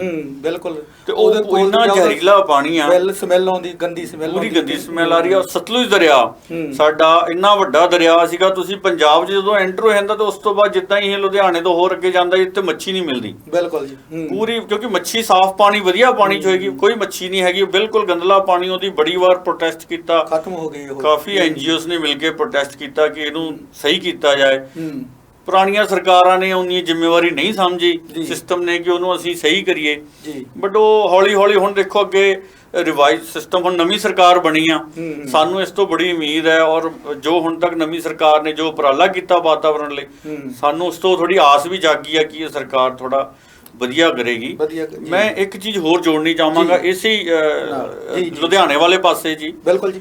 ਅਸੀਂ ਥੋੜੇ ਦਿਨ ਪਹਿਲਾਂ ਤਕਰੀਬਨ ਪੰਜਾਬ ਦੀਆਂ, ਖਾਸ ਕਰ ਲੁਧਿਆਣੇ ਵਾਲੇ ਇਲਾਕੇ ਦੀਆਂ 30 ਸਮਾਜ ਸੇਵੀ ਸੰਸਥਾਵਾਂ ਸੀ, ਇਕੱਠੇ ਹੋ ਕੇ ਗਏ ਸੀਗੇ। ਜਿਹੜੇ ਸਾਡੇ ਫੋਰੈਸਟ ਮਿਨਿਸਟਰ ਹੈਗੇ ਮਾਨਯੋਗ ਲਾਲਚੰਦ ਕਟਾਰੂ ਚੱਕ ਜੀ ਕੋ, ਉਹ ਮੇਨ ਮੁੱਦਾ ਓਵਰਆਲ ਪੰਜਾਬ ਦੇ ਜੰਗਲਾਂ ਨੂੰ ਕਿੱਦਾਂ ਅਸੀਂ ਬਚਾ ਕੇ ਰੱਖਣਾ, ਉਹਨੂੰ ਕਿੱਦਾਂ ਹੋਰ ਸੰਘਣੇ ਕਰਨਾ, ਉਹਦਾ ਸੀਗਾ। ਇੱਕ ਮੱਤੇਵਾੜਾ ਜੰਗਲ ਹੈ ਜੀ, ਉਸ ਚੀਜ਼ ਤੇ ਫੋਕਸ ਮੇਨ ਸੀਗਾ ਕਿ ਉੱਥੇ ਇੱਕ ਫਲੱਡ ਰਿਗੇਨ, ਉਹਨੂੰ ਆਪਾਂ ਕਹਿੰਦੇ ਕਿ ਜਿਹੜੀ ਹੜ੍ਹ ਤੋਂ ਬਚਾਉਣ ਲਈ ਪਲੇਨਸ ਬਣੇ ਹੁੰਦੇ ਆ ਨੈਚੁਰਲ, ਉਹ ਬਣਿਆ ਹੋਇਆ ਸੀਗਾ। ਉੱਥੇ ਪਿਛਲੀਆਂ ਸਰਕਾਰਾਂ ਨੇ ਟੈਕਸਟਾਈਲ ਪਾਰਕ ਪ੍ਰੋਜੈਕਟ ਪਾਸ ਕੀਤਾ ਹੋਇਆ ਜੀ। ਤੁਸੀਂ ਇਹ ਦੇਖੋ ਕਿ ਇੰਨੇ ਵਧੀਆ ਵਾਤਾਵਰਨ, ਉਹ ਸਾਰਾ ਇਕੋਸਿਸਟਮ ਖਰਾਬ ਕਰੇਗਾ। ਜਦੋਂ ਟੈਕਸਟਾਈਲ ਪਾਰਕ ਬਣੇਗਾ, ਕੁਦਰਤੀ ਆ ਜੀ, ਉਹ ਜਦੋਂ ਪਾਣੀ ਜਿਹੜਾ ਗੰਦਲਾ ਉਹ ਸਿੱਧਾ ਨਦੀ 'ਚ ਪਾਉਣਗੇ, ਉਹ ਕੈਮੀਕਲ ਨਿਕਲੇਗਾ। ਜਦੋਂ ਕੱਪੜੇ ਦੇ ਵਿੱਚ ਉਹਦੀ ਵਾਸ਼ ਕਰਨਗੇ, ਕਲਰ ਆਉਣਗੇ, ਉਹ ਆਪੇ ਜਾਣ ਖਤਮ ਹੋ ਜਾਏਗਾ। ਤੇ ਹਾਂਜੀ, ਉਹ ਮਤਲਬ ਪਹਿਲਾਂ ਹੀ ਉਧਰਲਾ ਉਹ ਇੱਕ ਉਹ ਸੈਂਟਰਲ ਜਿਹੜੀ ਪੰਜਾਬ 'ਚ ਇੱਕੋ ਹੀ ਉਹ ਜੰਗਲ ਬਚਿਆ ਹੋਇਆ ਜਿਹੜਾ ਉਸ ਇੱਕ ਲੰਗਸ ਦਾ ਕੰਮ ਕਰ ਰਿਹਾ, ਉਹ ਆਕਸੀਜਨ ਇੱਕ ਚੀਜ਼ ਦਾ ਉੱਥੋਂ ਕੰਮ ਕਰ ਰਿਹਾ। ਉਹ ਆਲਰੇਡੀ ਉਹ ਬਿਰਲਾ ਹੋ ਚੁੱਕਿਆ ਅੰਦਰੋਂ। ਉਹਨੂੰ ਰਿਵਾਈਜ਼ ਕਰਨ ਦੀ ਬਜਾਏ ਪੁਰਾਣੀਆਂ ਸਰਕਾਰਾਂ ਨੇ ਉੱਥੇ ਉਹ ਜਿਹੜੀ ਇੰਡਸਟਰੀਅਲ ਪਾਰਕ ਹੈ, ਟੈਕਸਟਾਈਲ ਪਾਰਕ ਹੈ, ਪਾਸ ਕਰਦੀ। ਤਾਂ ਇਹ ਚੀਜ਼ਾਂ ਨੂੰ ਹੁਣ ਅਸੀਂ ਜਦੋਂ ਬੇਨਤੀ ਕੀਤੀ ਫੋਰੈਸਟ ਮਿਨਿਸਟਰ ਸਾਹਿਬ ਨੂੰ, ਤੇ ਉਹਨਾਂ ਨੇ ਸਾਨੂੰ ਬੜਾ ਵਧੀਆ ਜਵਾਬ ਦਿੱਤਾ ਕਿ ਨਹੀਂ, ਇਹ ਅਸੀਂ ਕੋਸ਼ਿਸ਼ ਕਰਾਂਗੇ ਇਹਨੂੰ ਹੋਰ ਪਾਸੇ ਸ਼ਿਫਟ ਕਰ ਲਈਏ ਤਾਂ ਕਿ ਇੱਥੇ ਦਾ ਜਿਹੜਾ ਵਾਤਾਵਰਨ ਹੈ ਉਹ ਖਰਾਬ ਨਾ ਹੋਵੇ। ਕਹਿੰਦੇ ਮੈਂ CM ਸਾਹਿਬ ਮੋਰੇ ਰੱਖਾਂਗਾ ਗੱਲ। ਔਰ ਸਾਨੂੰ ਪੂਰੇ NGOs ਨੂੰ ਇਹ ਸਾਰੀ ਉਮੀਦ ਹੈ, ਜਿੰਨੀਆਂ ਵੀ ਸਮਾਜ ਸੇਵੀ ਸੰਸਥਾਵਾਂ ਸੀਗੀਆਂ, ਕਿ ਇਹ ਉੱਥੋਂ ਨਹੀਂ ਪਾਰਕ ਬਣੇਗਾ ਔਰ ਜੋ ਸਾਡੇ ਜੰਗਲ ਹੈ ਉਹ ਬਚੇ ਰਹਿਣਗੇ, ਜੋ ਇਕੋ ਸਿਸਟਮ ਹੈ ਉਹ ਸਾਡਾ ਡਿਸਟਰਬ ਨਾ ਹੋਵੇ। ਜੇ ਇਕੋ ਸਿਸਟਮ ਨਹੀਂ ਰਹੇਗਾ ਤੇ ਮਨੁੱਖਤਾ ਦੀ ਹੋਂਦ ਨਹੀਂ ਰਹੇਗੀ ਜੀ। ਬਿਲਕੁਲ ਜੀ, ਬਿਲਕੁਲ। ਕਿਉਂਕਿ ਜਿਹੜੇ ਦਰਖਤ ਹੈ ਜਿਹੜਾ, ਜਦੋਂ ਦਰਖਤ ਜ਼ਿਆਦਾ ਹੁੰਦੇ ਆ, ਉਹ ਵਾਤਾਵਰਨ ਦੇ ਨਾਲ ਮੀਂਹ ਪੈਂਦਾ, ਬਾਰਿਸ਼ ਹੁੰਦੀ ਆ, ਉਹਨਾਂ ਦੀਆਂ ਜੜ੍ਹਾਂ ਰਾਹੀਂ ਥੱਲੇ ਜਿਹੜਾ ਧਰਤੀ ਰੀਚਾਰਜ ਹੁੰਦੀ ਆ, ਪਾਣੀ ਹੁੰਦਾ। ਤੇ ਅਸੀਂ ਦਰਖਤ ਵੱਢੀ ਜਾਂਦੇ ਆ, ਸਾਰੇ ਪਾਸੇ ਕੰਕਰੀਟ ਕਰ ਦਿੱਤੀ ਆ, ਰੋਡ ਬਣਾ ਦਿੱਤੇ ਆ, ਜਾਂ ਪਿੰਡਾਂ ਦੇ ਵਿੱਚ ਵੀ ਅੱਗੇ ਕੱਚੇ ਹੁੰਦੇ ਸੀਗੇ, ਉਹ ਰੀਸਾਈਕਲ ਹੁੰਦੀ ਰਹਿੰਦੀ ਸੀ ਧਰਤੀ, ਛੱਪੜ ਵੀ ਖਤਮ ਕਰ ਦਿੱਤੇ ਆ, ਉਹਨਾਂ ਨੂੰ ਨਵਾਂ ਰੂਪ ਦੇਤਾ, ਪੱਕੇ ਕਰ ਦਿੱਤੇ ਆ। ਜੇ ਹੈਗਾ ਵੀ ਉਹ ਗੰਦਾ ਪਾਣੀ ਥੱਲੇ ਜਾ ਰਿਹਾ, ਉਹਦੇ ਕਰਕੇ ਵੀ ਜਿਹੜੀ ਆ ਇਹ ਵਾਤਾਵਰਨ ਖਰਾਬ ਹੋ ਰਿਹਾ। ਇਸ ਤਰ੍ਹਾਂ ਜਦੋਂ ਮਾਲਵੇ ਦੀ ਵੀ ਗੱਲ ਕੀਤੀ ਸੀ, ਉਦੋਂ ਵੀ ਜਦੋਂ ਸ਼ੁਰੂਆਤੀ ਵਿੱਚ ਬੜੀਆਂ NGO ਨੇ ਰੌਲਾ ਪਾਇਆ ਸੀਗਾ, ਜਿਹੜੀ ਐਗਰੀਕਲਚਰ ਯੂਨੀਵਰਸਿਟੀ ਨੇ ਪਾਇਆ ਸੀਗਾ, ਜਿਹੜੀ ਆ ਤੁਸੀਂ ਸਪਰੇਅ ਕਰਦੇ ਆ, ਤੁਹਾਡੇ ਆਉਣ ਵਾਲੀਆਂ ਪੀੜ੍ਹੀਆਂ ਦੇ ਉੱਤੇ ਨੁਕਸਾਨਦੇਹ ਆ। ਤੇ ਉਹ ਉਹਨਾਂ ਨੂੰ ਹੁਣ ਇੰਨੇ ਸਾਲਾਂ ਬਾਅਦ ਨਤੀਜਾ ਭੁਗਤਣਾ ਪਿਆ। ਉਹਨਾਂ ਦੇ, ਮੈਂ ਉੱਤੇ ਇੱਕ ਦੇਖ ਰਿਹਾ ਸੀਗਾ ਕਿ ਉਹਨਾਂ ਦੇ ਜਿਹੜੇ ਬੱਚੇ ਆ, ਉਹਨਾਂ ਵਿੱਚ ਵੀ ਉਹ ਡਿਸਆਰਡਰ ਆ, ਕੋਈ ਦਿਮਾਗੀ ਤੌਰ 'ਤੇ ਆ ਜਾਂ ਸਰੀਰਕ ਤੌਰ 'ਤੇ ਆ, ਉਹ ਜਿਹੜੇ ਆ ਉਹ ਅਪੰਗਤਾ ਵੱਲ ਨੂੰ ਵੱਧ ਰਹੇ ਆ। ਤੇ ਉਹ ਹੁਣ, ਪਰ ਉਹ ਸਮਝ ਹਜੇ ਵੀ ਨਹੀਂ ਆ ਰਹੀ। ਗੱਲ ਉੱਥੇ ਫਿਰ ਨੈਤਿਕ ਜ਼ਿੰਮੇਵਾਰੀ ਦੀ ਆਪਾਂ ਕਰਦੇ ਆ। ਕਿਉਂ ਨਹੀਂ ਇਨਸਾਨ ਨੂੰ ਇਹ ਸਮਝ ਆਉਂਦੀ ਕਿ ਜਿਹੜੀ ਮੈਂ ਜ਼ਹਿਰ ਅੱਜ ਦੇ ਰਿਹਾ ਆ ਵਾਤਾਵਰਨ ਵਿੱਚ, ਫਸਲਾਂ ਤੇ ਪਾ ਰਿਹਾ ਜਾਂ ਕੀੜੇ ਮਕੌੜਿਆਂ ਨੂੰ ਮਾਰਨ ਲਈ ਪਾ ਰਿਹਾ ਆ, ਉਹ ਕਿਸੇ ਨਾ ਕਿਸੇ ਤਰੀਕੇ ਨਾਲ ਕੁਦਰਤ ਬਦਲਾ ਰਹਿ ਰਹੀ ਆ, ਇਨਸਾਨ ਦੇ ਵਿੱਚ ਹੀ ਘੁੰਮ ਫਿਰ ਕੇ ਆ ਰਹੀ ਆ। ਤੇ ਇਹ ਕਿ ਜਦੋਂ ਤੁਸੀਂ ਜਾਗਰੂਕਤਾ ਲਈ ਕਰਦੇ ਆ, ਜਿਹੜੀ ਸਮਝਾਉਂਦੇ ਆ ਲੋਕਾਂ ਨੂੰ, ਉੱਥੇ ਕਿਸੇ ਇਸ ਤਰ੍ਹਾਂ ਦਾ ਵੀ ਕਦੀ ਸਾਹਮਣਾ ਕਰਨਾ ਪਿਆ ਕਿ ਯਾਰ ਇਹ ਤਾਂ ਰੋਜ਼ ਦੀਆਂ ਗੱਲਾਂ ਆ, ਦਰਖਤ ਵੱਢਣੇ ਆ, ਹੋਰ ਅਸੀਂ ਕੀ ਕਰੀਏ, ਜਾਂ ਸਾਡੇ ਖੇਤਾਂ ਨੂੰ ਸ਼ੌਰ ਪੈਂਦੀ ਆ, ਫਸਲ ਹੁੰਦੀ ਆ, ਜਾਂ ਪਾਣੀ ਅਸੀਂ ਕਿੱਥੋਂ ਹੋਰ ਲਈਏ, ਪਾਣੀ ਦਾ RO ਦਾ ਜਿਹੜਾ ਫਿਲਟਰ ਕਰਕੇ ਪੀਣਾ ਹੀ ਪੀਣਾ। ਇਸ ਤਰ੍ਹਾਂ ਦਾ ਵੀ ਕਦੀ ਸਾਹਮਣਾ ਕਰਨਾ ਪਿਆ? ਜਿਹੜੇ ਕਹਿ ਲਓ ਜਗਦੇ ਸਿਰਾਂ ਵਾਲੇ ਜਿਹੜੇ ਹੁੰਦੇ ਆ, ਉਹ ਤਾਂ ਗੱਲਾਂ ਨੂੰ ਸਮਝ ਜਾਂਦੇ ਆ। ਇੱਕ ਮੈਂ ਕਹਿੰਦਾ ਹੁੰਦਾ, ਉਹ ਵਿਚਾਰੇ ਲੋਕੀ ਹੁੰਦੇ ਆ ਜਿਨ੍ਹਾਂ ਦੇ ਸਿਰ ਤਾਂ ਹੁੰਦੇ ਆ ਪਰ ਦਿਮਾਗ ਨਹੀਂ ਹੁੰਦੇ। ਇਹੋ ਜਿਹੇ ਲੋਕਾਂ ਨਾਲ ਵੀ ਕਦੀ ਵਾਹ ਵਾਸਤਾ ਪਿਆ? ਬੜਾ ਜੀ, ਇਹ ਕਾਫੀ ਹੁੰਦਾ ਰਹਿੰਦਾ ਇੱਦਾਂ ਦਾ, ਸਾਡਾ ਵਾਹ ਪੈਂਦਾ ਰਹਿੰਦਾ ਕਹਿ ਲਓ। ਅਸੀਂ ਥੋੜੇ ਦਿਨ ਪਹਿਲਾਂ ਇੱਕ ਮੇਰੇ ਮਿੱਤਰ ਹੈਗੇ ਆ ਖੇਤੀਬਾੜੀ 'ਚ, ਤੇ ਮੈਂ ਉਹਨਾਂ ਨੂੰ ਦੱਸਿਆ ਜਦੋਂ ਭਗਵੰਤ ਮਾਨ ਸਾਹਿਬ ਨੇ, ਸਾਡੇ ਮਾਨਯੋਗ ਮੁੱਖ ਮੰਤਰੀ ਜੀ ਨੇ ਅਨਾਉਂਸਮੈਂਟ ਕੀਤੀ ਕਿ ਤੁਸੀਂ ਸਿੱਧੀ ਝੋਨੇ ਦੀ ਬਿਜਾਈ ਕਰੋ, ਇਹ 1500 ਰੁਪਇਆ ਪਰ ਏਕੜ ਦੇਵਾਂਗੇ ਹੈ ਨਾ ਜੀ। ਉਹ ਕਹਿੰਦੇ ਨਹੀਂ ਯਾਰ ਸਾਨੂੰ ਇਦਾਂ ਨਹੀਂ ਹੈਗਾ, ਅਸੀਂ ਤਾਂ ਇਦਾਂ ਹੀ ਲਾਉਣਾ ਆ ਹੈ ਨਾ ਜੀ, ਇਸ ਤਰੀਕ ਨੂੰ ਹੀ ਲਗਾਉਣਾ ਆ ਜੀ। ਮੈਂ ਕਿਹਾ ਯਾਰ ਤੁਸੀਂ ਕਿੰਨਾ ਚਿਰ ਲਗਾ ਲਓਗੇ ਵੀ 17 ਸਾਲ ਬਾਅਦ ਪਾਣੀ ਖਤਮ ਹੋ ਜਾਣਾ। ਕਹਿੰਦੇ ਫੇਰ ਦੀ ਫੇਰ ਦੇਖੀ ਜਾਏਗੀ ਜੀ। ਮੈਂ ਕਿਹਾ ਫੇਰ ਕੀ ਦੇਖੋਗੇ ਤੁਸੀਂ, ਹੁਣੇ ਹੀ ਤੁਸੀਂ ਫਸਲਾਂ ਦੀ ਜਿਹੜੀ ਕ੍ਰੌਪ ਡਾਈਵਰਸੀਫਿਕੇਸ਼ਨ ਆ ਉਹਨੂੰ ਕਿਉਂ ਨਹੀਂ ਅਪਣਾਉਂਦੇ ਵੀ ਤੁਸੀਂ ਨਿੱਜੀ ਹਿੱਤਾਂ ਨੂੰ ਆਪਣੀ ਕਮਾਈ ਨੂੰ ਜਾਂ ਕਹ ਲਓ ਵੀ ਉਸ ਕੰਫਰਟੇਬਲ ਆਪਣੇ ਨੂੰ ਦੇਖਦੇ ਹੋਏ ਵੀ ਤੁਸੀਂ ਇਸ ਦੁਆਲੇ ਹੋਏ, ਤੁਹਾਡੇ ਗਾਂ ਦੇ ਬੱਚੇ ਜਿਹੜੇ ਆਉਗੇ ਉਹ ਕਿੱਦਾਂ ਖੇਤੀ ਕਰੂਗੇ। ਬਿਲਕੁਲ ਉਹ ਤਾਂ ਫਿਰ ਜਦੋਂ ਪੰਜਾਬ ਮਾਰੂਥਲ ਬਣ ਗਿਆ ਫਿਰ ਤਾਂ ਤੁਸੀਂ ਜਿਹੜੀਆਂ ਦਾਲਾਂ ਜਾਂ ਹੋਰ ਜਿਹੜੀਆਂ ਆਪਾਂ ਕਹਿ ਰਹੇ ਕਿ ਉਹ ਚੀਜ਼ਾਂ ਉਹ ਵੀ ਨਹੀਂ ਲੱਗਣੀਆਂ ਫਿਰ ਬਿਲਕੁਲ ਬਿਲਕੁਲ ਹੀ ਵਾਂਝੇ ਹੋ ਜਾਓਗੇ। ਫਿਰ ਉਹ ਥੋੜੇ ਸੋਚੀ ਪੈ ਗਏ, ਕਹਿੰਦੇ ਗੱਲ ਤਾਂ ਤੁਹਾਡੀ ਠੀਕ ਹੈ। ਤੇ ਇਦਾਂ ਹੀ ਮੈਂ ਥੋੜੇ ਦਿਨ ਪਹਿਲਾਂ ਹੁਸ਼ਿਆਰਪੁਰ ਰਿੰਗ ਰੋਡ ਜਿਹੜੀ ਬਣੀ ਹੋਈ ਹੈ ਉੱਥੇ ਜਾ ਰਹੇ ਅੱਗਾਂ ਤਕਰੀਬਨ ਅੱਜ ਕੱਲ ਇਹ ਬੜਾ ਇਸ ਸਾਲ ਬਹੁਤ ਅੱਗਾਂ ਲੱਗੀਆਂ ਜੀ। ਅੱਗਾਂ ਦੀ ਵੀ ਗੱਲ ਆਪਾਂ ਕਰਦੇ ਆ ਨਾਲ ਨਾਲ ਹੀ ਤੇ ਇਹ ਕਿਉਂਕਿ ਇਹ ਵੀ ਬਹੁਤ ਮੁੱਦਾ ਜਿਹੜਾ ਸੰਜੀਦਾ ਮੁੱਦਾ ਹੈ, ਇਹਦੇ ਤੇ ਕਈ ਹਾਦਸੇ ਵੀ ਹੋ ਜਾਂਦੇ ਆ। ਇੱਕ ਹਰਿੰਦਰ ਜੀ ਇੱਕ ਬ੍ਰੇਕ ਦਾ ਟਾਈਮ ਹੋ ਗਿਆ ਆਪਾਂ ਕੋਲ ਸਮਾਂ ਤੇ ਦਰਸ਼ਕੋ ਤੁਸੀਂ ਕਿਤੇ ਨਾ ਜਾਣਾ, ਅਸੀਂ ਬਸ 2-3 ਮਿੰਟਾਂ ਦੇ ਵਿੱਚ ਹੀ ਤੁਹਾਡੇ ਕੋਲ ਵਾਪਸ ਆਉਂਦੇ ਹਾਂ, ਤੁਸੀਂ ਸਾਡੇ ਨਾਲ ਬਣੇ ਰਹਿਣਾ।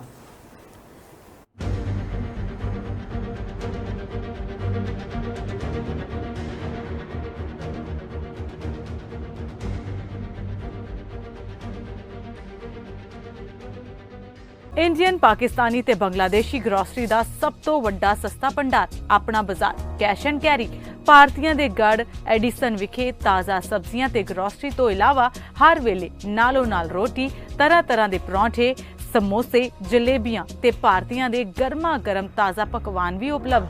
ਨਿਊ ਜਰਸੀ ਦੇ ਜਰਸੀ ਸਿਟੀ ਵਿੱਚ ਸਭ ਸਹੂਲਤਾਂ, ਡੇਟਨ ਅਤੇ ਪੈਂਸਿਲਵੇਨੀਆ ਦੇ ਬੈਂਸਲਮ ਦੇ ਆਪਣਾ ਬਾਜ਼ਾਰ ਕੈਸ਼ ਐਂਡ ਕੈਰੀ ਦੇ ਸਟੋਰ ਦੀ ਬਿਹਤਰੀਨ ਸਰਵਿਸ ਦਾ ਆਨੰਦ ਮਾਣੋ। 1700 ਔਕਟਰੀ road, Edison, NJ 08820, 2975 John F. Kennedy Boulevard, Jersey City, NJ 07306, 2631 Street Road, Baslam, PA 19020। ਜੇ ਤੁਸੀਂ ਐਲਰਜੀ, ਐਸਥਮਾ, ਗੈਸਟ੍ਰਿਕ, ਹਾਰਟਬਰਨ, ਗਾਲ stone, kidney stone, diabetes, blood pressure, arthritis ਅਤੇ ਗੁਪਤ ਰੋਗਾਂ ਦਾ ਇਲਾਜ ਕਰਵਾ ਕੇ ਥੱਕ ਚੁੱਕੇ ਹੋ ਤੇ ਕਾਲ ਕਰੋ homeopathic consultant doctor Gurdeep Sandhu ਨੂੰ, ਜਿਨ੍ਹਾਂ ਦਾ 1973 ਤੋਂ ਮੈਡੀਕਲ ਕਾਲਜਾਂ ਵਿੱਚ ਪੜ੍ਹਾਉਣ ਦਾ ਪ੍ਰਿੰਸੀਪਲ, ਪ੍ਰੋਫੈਸਰ ਤੇ ਚੀਫ ਮੈਡੀਕਲ ਆਫੀਸਰ ਦੇ ਤੌਰ ਤੇ ਹੋਮਿਓਪੈਥਿਕ ਪ੍ਰੈਕਟਿਸ ਦਾ ਤਜਰਬਾ ਹੈ। ਕਿਸੇ ਵੀ ਬਿਮਾਰੀ ਜਾਂ ਕਿਸੇ ਵੀ ਉਮਰ ਵਿੱਚ ਇਲਾਜ ਕਰਵਾਉਂਦੇ ਜੇ ਥੱਕ ਗਏ ਹੋ ਤਾਂ ਹੋਮਿਓਪੈਥਿਕ ਦੇ ਸਿਧਾਂਤਕ ਇਲਾਜ ਲਈ ਡਾਕਟਰ ਗੁਰਦੀਪ ਸੰਧੂ ਨੂੰ ਸਕਰੀਨ ਤੇ ਦਿੱਤੇ ਨੰਬਰਾਂ ਤੇ ਸੰਪਰਕ ਕਰੋ।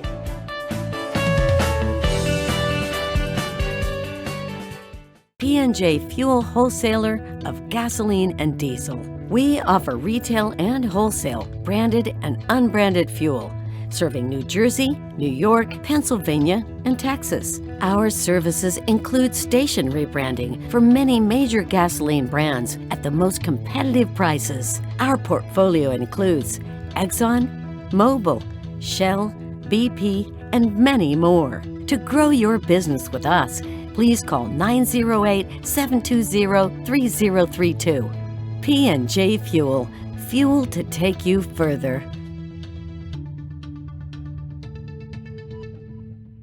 S&S Brokers Incorporation new jersey ਦੀ ਪੂਰੀ ਤਰ੍ਹਾਂ ਲਾਇਸੈਂਸ ਪ੍ਰਾਪਤ ਕੰਪਨੀ, ਸਮੇਂ ਤੇ ਡਿਲੀਵਰੀ ਲਈ ਵਚਨਬੱਧ। ਕੰਪਨੀ ਦਾ ਤਜਰਬਾ ਕੰਪਨੀ ਨੂੰ ਬਾਕੀਆਂ ਤੋਂ ਅਲੱਗ ਕਰਦਾ ਹੈ। ਗ੍ਰਾਹਕਾਂ ਦੀ ਸਹੂਲਤ ਲਈ ਸ਼ਿਪਿੰਗ ਦਰ ਵਿੱਚ ਭਾਰੀ ਡਿਸਕਾਊਂਟ ਦਿੱਤਾ ਜਾਂਦਾ ਹੈ। ਕੰਪਨੀ ਦਾ ਮਿਸ਼ਨ ਪ੍ਰੀਮੀਅਮ ਟਰਾਂਸਪੋਰਟ ਸੇਵਾਵਾਂ ਪ੍ਰਦਾਨ ਕਰਨਾ। ਵਧੇਰੇ ਜਾਣਕਾਰੀ ਲਈ ਸੰਪਰਕ ਕਰੋ 120 wood avenue south, suite 605, Iselin, New Jersey 08830 ਅਤੇ ਕਾਲ ਕਰੋ 201 259 9223। Deol transport company Indianapolis Indiana ਦੀ ਨਾਮੀ ਕੰਪਨੀ। ਇੰਡੀਅਨ ਐਪਲਸ ਤੋਂ ਈਸਟ ਕੋਸਟ ਦੀਆਂ ਸਟੇਟਾਂ New York, Maryland, Pennsylvania, New Jersey, Virginia ਅਤੇ ਨਾਰਥ ਕੈਰੋਲੀਨਾ ਦੇ ਹਰ ਤਰ੍ਹਾਂ ਦੇ ਡਰਾਈ ਲੋਡ ਅਤੇ ਇੰਡੀਅਨ ਐਪਲਸ ਤੋਂ ਲੋਕਲ ਲੋਡ ਵੱਡੀ ਗੱਡੀ ਤੇ ਕੰਮ ਲਈ ਡਰਾਈਵਰ ਵੀਰ ਅੱਜ ਹੀ ਸੰਪਰਕ ਕਰੋ ਜੀ। ਹਮੀ ਦਿਓਲ 5103181415 ਤੇ ਰਾਜ ਦਿਓਲ 3178356522 ਅਤੇ ਵਧੇਰੀ ਜਾਣਕਾਰੀ ਲਈ ਮੇਲ ਤੇ ਵੀ ਸੰਪਰਕ ਕਰ ਸਕਦੇ ਹੋ deol.trans@yahoo.com।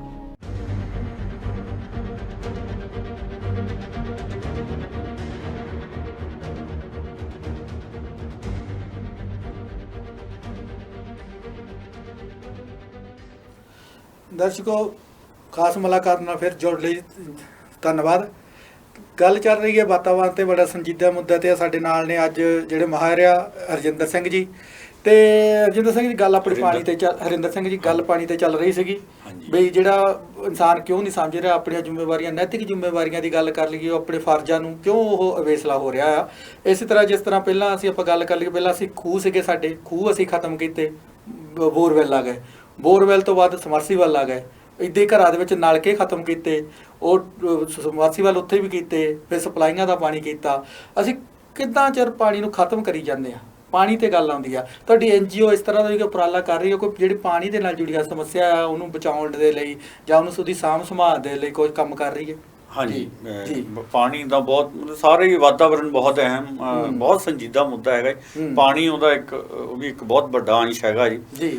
ਪਾਣੀ ਜਿੱਦਾਂ ਮੈਂ ਪਹਿਲਾਂ ਵੀ ਗੱਲ ਕੀਤੀ ਕਿ ਸਿਰਫ 17 ਕੁ ਸਾਲ ਦਾ ਸਾਡਾ ਪਾਣੀ ਰਹਿ ਗਿਆ ਧਰਾਤਲ 'ਚ। ਗੱਲ ਚੱਲ ਰਹੀ ਝੋਨੇ ਦੀ ਆਪਾਂ ਲਗਾਉਣ ਦੀ। ਹਾਂਜੀ, ਤੇ ਜਿੱਥੇ ਝੋਨਾ ਹੈ ਉੱਥੇ ਹੀ ਬਹੁਤ ਇਹਦੀ ਐਕਸਪਲੋਇਟੇਸ਼ਨ ਬਹੁਤ ਹੋ ਰਹੀ ਹੈ ਜੀ।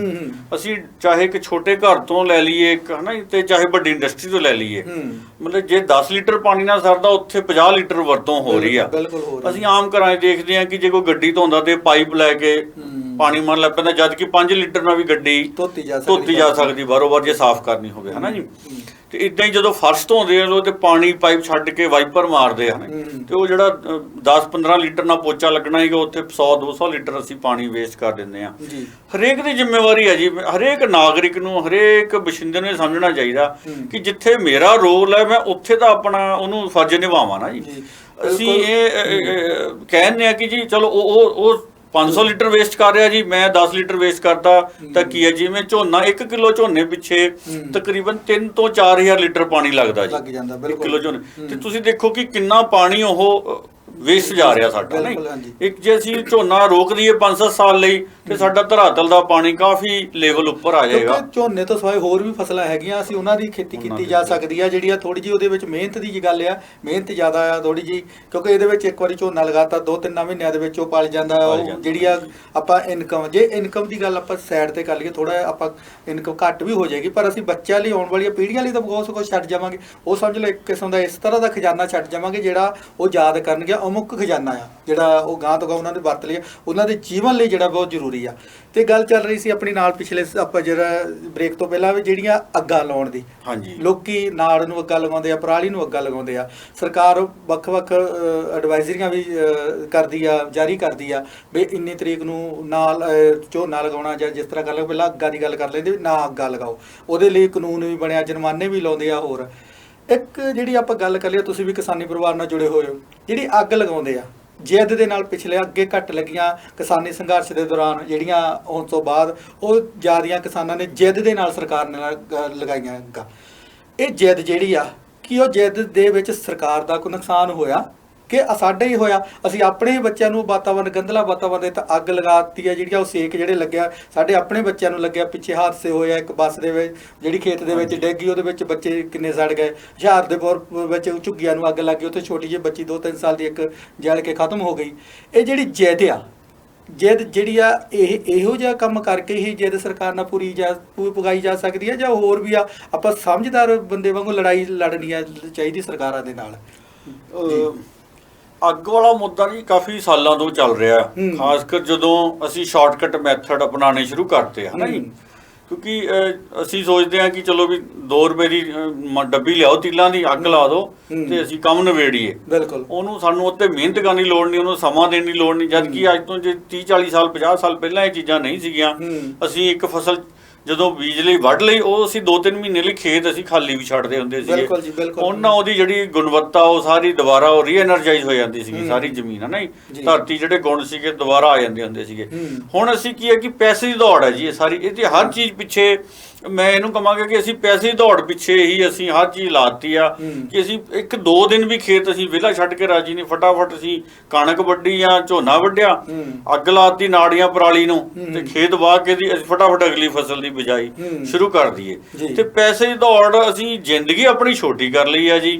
ਪੈਸੇ ਦੀ ਦੌੜ ਕਰਕੇ ਹੁਣ ਜਦੋਂ ਕੋਈ ਵੀ ਇੱਕ ਬੰਦਾ, ਮੈਂ ਮਤਲਬ ਜਿੱਦ ਜਾਂ ਜਿੱਦਾਂ ਵੀ ਆ ਜਾਂ ਉਹਨੂੰ ਸ਼ਾਰਟਕਟ ਮੈਥਡ ਅਪਣਾ ਲਓ, ਉਸ ਚੀਜ਼ ਤੋਂ ਮੈਂ ਜ਼ਿਆਦਾ ਕਹੂੰਗਾ ਕਿ ਉਹ ਅੱਗ ਲਗਾ ਕੇ ਇੱਕ ਤਾਂ ਉਹ ਹਵਾ ਵੀ ਖਰਾਬ ਕਰ ਰਿਹਾ ਜੀ, ਪਲੱਸ ਤਾਪਮਾਨ ਕਿੰਨਾ ਵਧ ਜਾਂਦਾ। ਅੱਜ ਕੱਲ੍ਹ ਦੇਖੋ ਕਿ ਅਸੀਂ ਦੇਖ ਰਹੇ ਜੀ 50 ਸਾਲ ਦਾ ਰਿਕਾਰਡ ਟੁੱਟ ਗਿਆ, ਪਿਛਲੇ 100 ਸਾਲ ਦਾ ਰਿਕਾਰਡ ਟੁੱਟ ਗਿਆ, 46 ਡਿਗਰੀ ਹੋ ਗਿਆ ਜਾਂ 48 ਡਿਗਰੀ ਹੋ ਗਿਆ। ਬਿਲਕੁਲ 47-48 ਡਿਗਰੀ ਆਮ ਜੀ ਗੱਲ ਹੋ ਗਈ। ਤੇ ਇਹ ਜਿਹੜੀਆਂ ਅੱਗਾਂ ਲੱਗਣੀਆਂ ਉਹ ਵੀ ਉਹਦੇ ਇੱਕ ਬਹੁਤ ਵੱਡਾ ਰੋਲ ਹੈ ਜੀ। ਜਿੱਥੇ ਉਹ ਧੂਆਂ ਔਰ ਪੈਦਾ ਹੁੰਦਾ ਸਾਡੇ ਫੇਫੜਿਆਂ 'ਚ, ਉਹੀ ਸਵਾਹ ਰਾਖ ਜਿਹੜੀ ਜਾਂਦੀ ਕਣ ਜਾਂਦੇ ਆ, ਉਹ ਬਿਮਾਰੀ ਦਾ ਕਾਰਨ ਬਣਦੇ ਆ। ਪਲੱਸ ਜਿਹੜੀ ਮਿੱਟੀ ਦੀ ਗੁਣਵੱਤਾ ਉਹ ਵੀ ਖਰਾਬ ਹੁੰਦੀ ਆ ਜੀ। ਬਿਲਕੁਲ ਜੋ ਉਹਦੇ 'ਚ ਨਿਊਟ੍ਰੀਐਂਟਸ ਆ, ਜੋ ਉਹਦੇ 'ਚ ਗੁਣਵੱਤਾ ਉਹ ਸਾਰੀ ਖਤਮ ਹੋ ਜਾਂਦੀ ਹੀਟ ਨਾਲ।